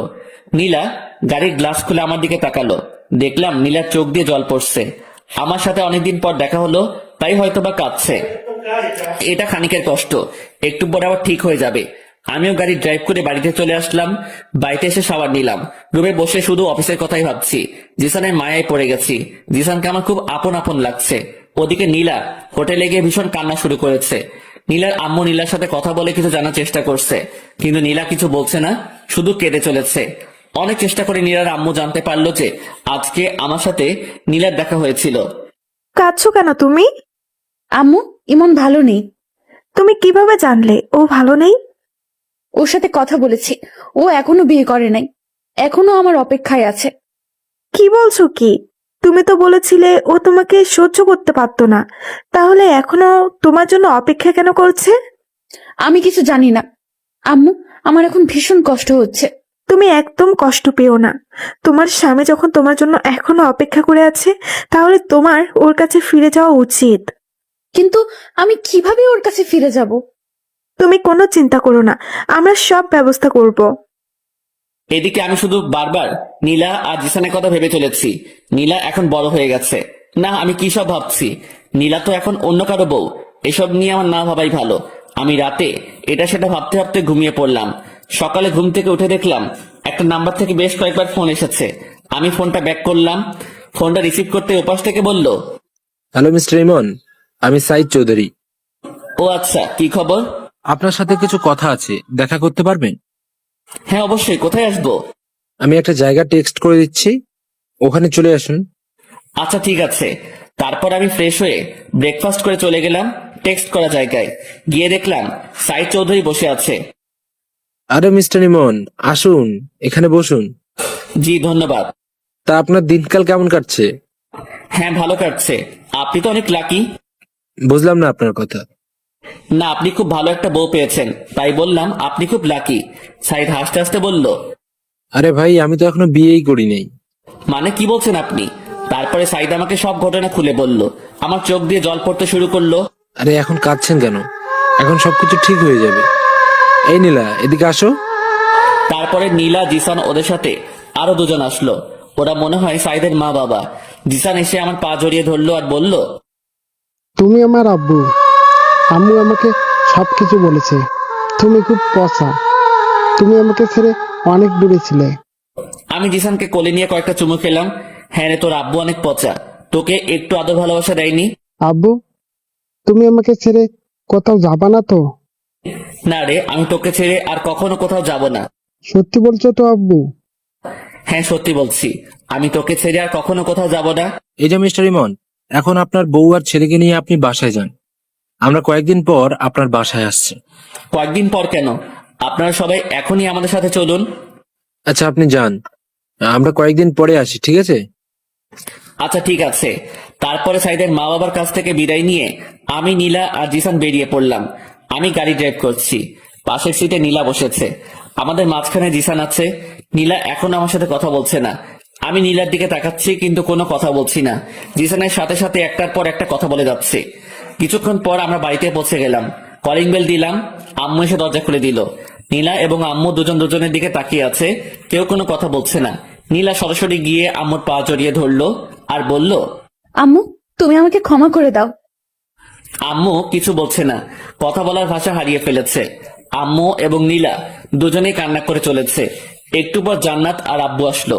নীলা আব্বুর পা জড়িয়ে কান্না করতে লাগলো। তারপরে নীলা সবকিছু খুলে বলল, এতদিন কোথায় ছিল, কি করছিল। তারপরে জিসানকে নিয়ে সবাই মাতামাতি শুরু করে দিল। একবার আম্মুর কোলে, একবার আব্বুর কোলে, একবার জান্নাত নিয়ে টানাটানি করছে। কখন কোন দিকে যাচ্ছে কিছুই বোঝা যাচ্ছে না। তারপরে আব্বু চাচা আর চাচিকে ফোন দিয়ে আসতে বলল। আব্বু বলল সারপ্রাইজ আছে। ইমন, তুই নীলাকে নিয়ে উপরে যা, আর দাদু ভাই আমার কাছে থাকবে। তারপরে আমি আর নীলা ওপরে গেলাম। উপরে গিয়ে আমি নীলাকে জড়িয়ে ধরলাম। এই পিচ্ছি, তুই এতদিন আমাকে ছেড়ে কিভাবে থাকতে পারলি? এই শোনো, এখন আমি আর পিচ্ছি নেই, আমি এখন অনেক বড় হয়ে গেছি। তাই তো দেখছি, তুই অনেক বড় হয়ে গেছিস। শোনো, এখন আর তুই করে বলবে না, এখন থেকে আমাকে তুমি করে বলবে, ঠিক আছে? আচ্ছা ঠিক আছে। জানো তোমাকে ছাড়া থাকতে আমার কত কষ্ট হয়েছে। হ্যাঁ বুঝতে পেরেছি। তুমি আমার সাথে যে সেদিন রাতে ওভাবে ওইসব না করলে এসব কিছুই হতো না। আমিও তোমাকে ভালোবেসে ফেলেছিলাম, আস্তে আস্তে তোমাকে মেনে নিতাম। সেটা বুঝতে পেরেছি, তুমি এতদিন আমার জন্য অপেক্ষা করছো।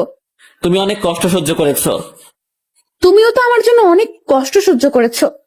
হঠাৎ জিসান এসে আব্বু বলে ডাক দিল। কি হয়েছে আব্বু? তুমি আমার আম্মুকে জড়িয়ে ধরে কি করছিলে? কই, কখন জড়িয়ে ধরলাম? না, আমি দেখেছি। না, তোমার আম্মু পড়ে যাচ্ছিল তাই তোমার আম্মুকে ধরেছি। ও, তাহলে ঠিক আছে। তারপর আমি জিসানকে কোলে নিয়ে গল্প করতে শুরু করলাম। দুপুরে লাঞ্চ করে এসে আমি, জিসান, নীলা তিনজন শুয়ে দুষ্টামি করছি। এভাবে দুষ্টামি করতে করতে বিকেল হয়ে আসলো। কিছুক্ষণ পর জান্নাত এসে বলল, ভাবি গ্রাম থেকে তোমার আম্মু আব্বু এসেছে। নীলা দৌড়ে ওর আম্মু আব্বুর কাছে গিয়ে ওদের পা জড়িয়ে ক্ষমা চাইতে লাগলো। নীলাকে পেয়ে ওর আম্মু আব্বু ভীষণ খুশি। আর খুশি হবে না কেন, একমাত্র মেয়ে বলে কথা। প্রত্যেকটা মা বাবা তার মেয়েকে খুব ভালোবাসে। তারপরে আমরা সবাই গল্প করতে করতে রাত হয়ে আসলো। রাতে সবাই একসাথে ডিনার করে নিলাম। রাতে আমি, নীলা আর জিসান রুমে বসে আছি। এমন সময় জান্নাত আসলো। জিসান, আজকে তুমি আমার সাথে থাকবে। কেন আন্টি? আজকে আমি আমার আব্বুর সাথে আজকে তো তোমার আব্বুর সাথে থাকা যাবে না, আজকে তোমার আব্বু আর আম্মু একসাথে থাকবে। হ্যাঁ জিসান, তোমার আন্টি ঠিকই বলেছে, আজকে তোমাকে আমাদের সাথে নেব না, কাল থেকে তুমি আমাদের সাথে থাকবে। আচ্ছা আম্মু, তুমি যখন বলছো তাহলে আমি আন্টির সাথে থাকবো। তারপরে জিসান আমাকে আর নীলাকে কয়েকটা চুমু দিয়ে ওর আন্টির সাথে চলে গেল। নীলা গিয়ে রুমের দরজা আটকে দিল। নীলা আমার দিকে তাকাচ্ছে আর মুচকি হাসছে। হাসছো কেন? শোনো, আমার আরেকটা বেবি লাগবে। ও মা, আরেকটা? হ্যাঁ, আরেকটা। এবার একটা মিষ্টি মেয়ে লাগবে। তোমার মিষ্টি মেয়ে লাগবে, তাহলে আমাকে বলছো কেন? ওই তুমি জানো না তোমাকে কেন বলছি? না, আমি তো জানি না। দেখো, নাটক করো না। আচ্ছা ঠিক আছে। তারপর আমি নীলাকে বিছানায় শুয়ে দিলাম। আমি আস্তে আস্তে নীলার কাছে গেলাম। নীলাকে কিস করতে শুরু করলাম। নীলার গালে, মুখে, গলায় কিস বসাতে শুরু করলাম। শুধু কি কিস করলে হবে নাকি, অন্য কিছু করবে? এত ব্যস্ত হচ্ছ কেন? আমার এক্ষুনি লাগবে। আচ্ছা ঠিক আছে। তারপর আমি নীলার ড্রেস খুলে, আপনারা কি শুনছেন? হ্যাঁ, আর কিছু শোনার নেই। তারপরে আমি আর নীলা সুখের সাগরে ভাসতে থাকলাম, যেখান থেকে আর কখনো ফিরে আসবো না। এইভাবে আমাদের সুখের জীবন কাটতে থাকলো। সমাপ্ত। প্রতিদিন ভালোবাসায় নতুন নতুন গল্প পেতে চ্যানেলটি সাবস্ক্রাইব করে পাশে থাকা বেল বাটনে ক্লিক করুন।